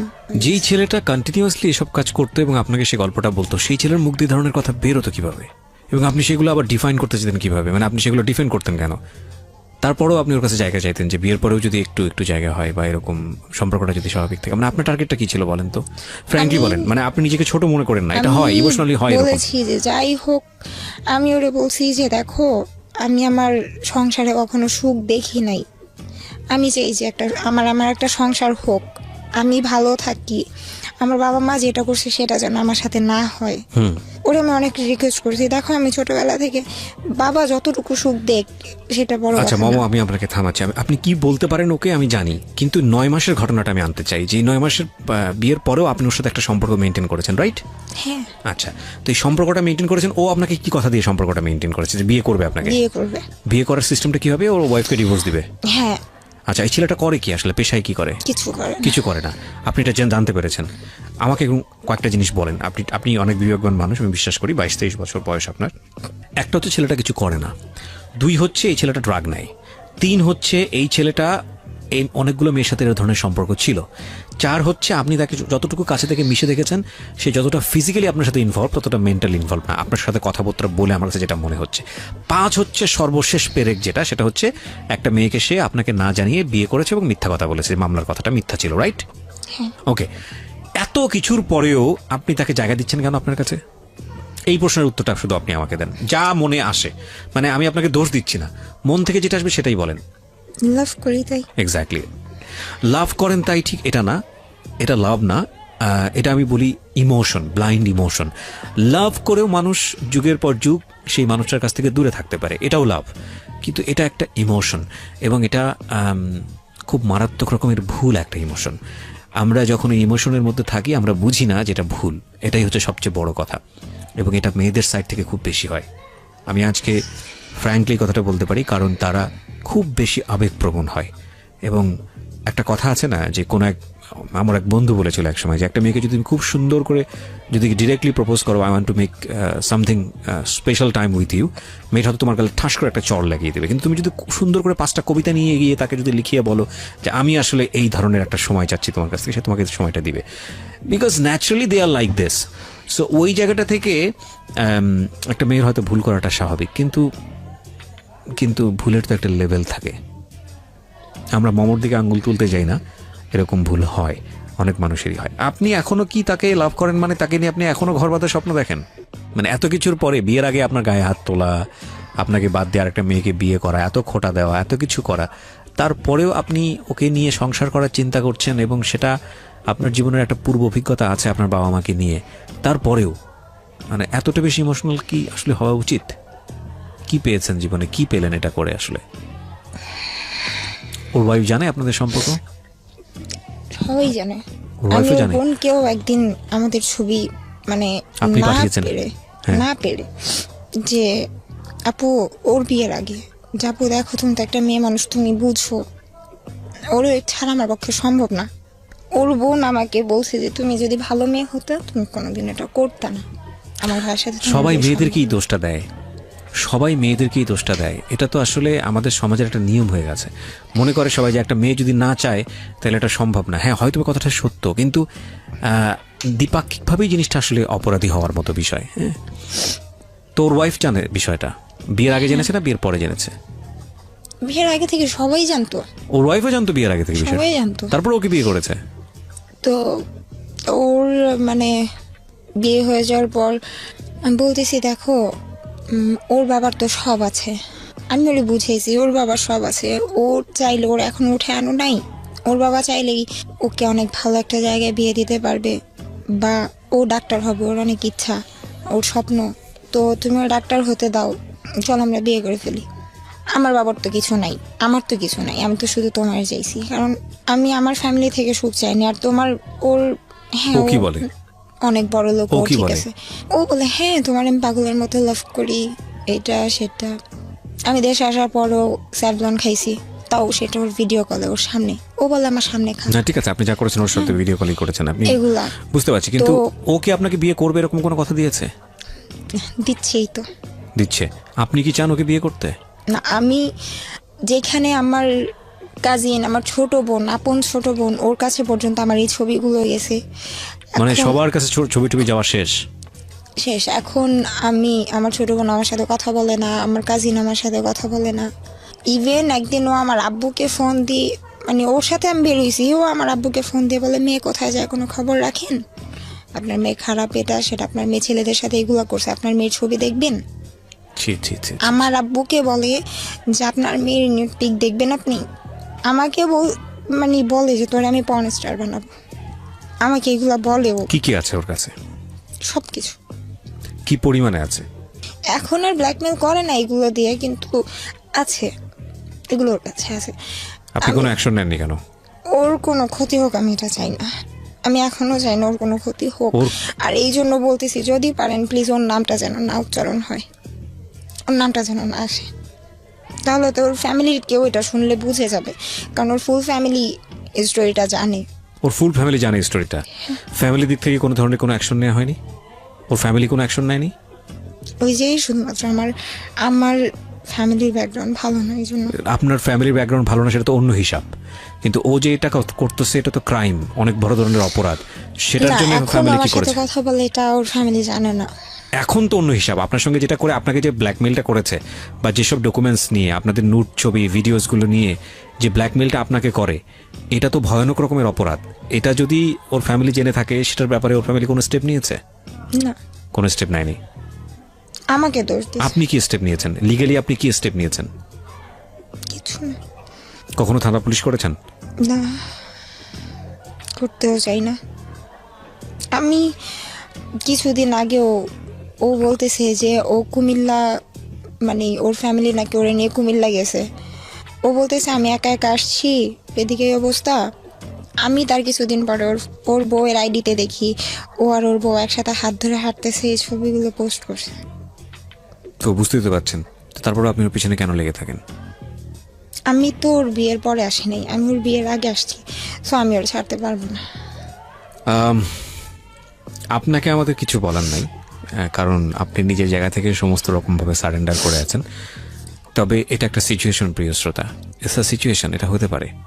এমনভাবে জড়ানো উচিত নয় যেই জড়ানোটা শুধু আপনাকে না, আপনার পরিবারকে শেষ করে দিতে পারে। ও স্বেচ্ছায় এগুলা করেছে, এবং ও এক ধরনের স্বীকারোক্তি দিয়েছে আজকের এই অনুষ্ঠানে, এবং এটা এক ধরনের বড় ধরনের সুইসাইড নিজেকে। আমি ওকে বেঁচে থেকেও মরে যাওয়া। ওর দিকে আঙ্গুল তুলবেন না, ওকে হয়তো অনেকে গালি দিচ্ছেন, ওকে হয়তো অনেকেই বোকা বলতেছেন, কিন্তু এর চেয়েও ভয়ানক পরিস্থিতি আপনাদের হতে পারে। এই ইমোশন নামক বিষটা যারা পান করে এবং লজিকের ধারে কাছে থাকে না, তাদের জীবনটা অনেক ভয়াবহ হতে বাধ্য। আমাদের আজকের এই যে মমো, সেই মমো হচ্ছে তার বেস্ট এক্সাম্পল। ইমোশন থাকবে, কিন্তু সেটার একটা সুন্দর শেপ থাকবে। সেই শেপটা যদি না থাকে, তাহলে ইমোশন আপনাকে কিল করবে। Emotion is a power, and power is nothing without control. এটা কিন্তু আমার কথা না, এটা খুব বিখ্যাত একজন মনীষীর কথা। শক্তি আপনার কাছে আছে, সেই শক্তি যদি নিয়ন্ত্রণ করার ক্ষমতা না থাকে, তাহলে সেই শক্তি আপনাকে কিল করবে। ঠিক সাপের মতো, সাপ ছোবল দেয়, সেই সাপটাকে যদি আপনি ম্যানেজ করতে না পারেন, তাহলে সাপ কিন্তু আপনাকে মেরে ফেলবে। আর যদি ম্যানেজ করতে পারেন, তাহলে আপনার মধ্যে বিশেষ ক্ষমতা আছে, মানুষজন আপনাকে সেই জায়গা থেকে, দৃষ্টিভঙ্গি থেকে দেখবে। সো কেন বললেন আপনি আজকের এই সিক্রেটসগুলো লাখ লাখ মানুষের সামনে? বললাম কারণ আমি এখন তো আর দেশে থাকার মতো কোনো ওয়ে নাই, কারণ আমি না পারতেছি ওরে ছাড়া থাকতে, না পারতেছি ওরে নিয়ে থাকতে, কারণ ও আমাকে বিয়ে করতেছে না, বলতেছে করব, করে না। এতদিন বলছে ডিভোর্স করবে, এখন বলে যে ডিভোর্স করতে পারবো না, ওর জায়গায় থাকবে তুমি, তুমি যদি বিয়ে করো তো করতে পারো। তার মানে আমি যদি ভুল না করে থাকি, ও বৈবাহিক সম্পর্কে যাওয়ার পরেও আপনাদের মধ্যে অনৈতিক সম্পর্ক আছে? হ্যাঁ। আর লাস্ট কবে হয়েছে এই সম্পর্কটা এখানে আসার? আপনি আজকে এখানে বসে আছেন সেই হিসেবে? পরশুদিন। কত পরশু? না সরি, গতকালকে। গতকালকে, মানে গতকালকে আপনার সঙ্গে এই ধরনের সম্পর্ক ছিল। আপনি যখন বিরতিতে ছিলাম তখন আপনাকে একটা ছেলে বারবার ফোন দিচ্ছিল, এই ছেলেটাই সেই ছেলে। কি জানতে চাচ্ছিল? কোথায় জানতে এসেছেন চাচ্ছে আপনি? আমি কোথায় আসছি, কই গেছি। ও ভয় পেতেছে আমি ওরে ফাঁসায় দিয়ে, বলতেছে ওইখান থেকে যদি কোনো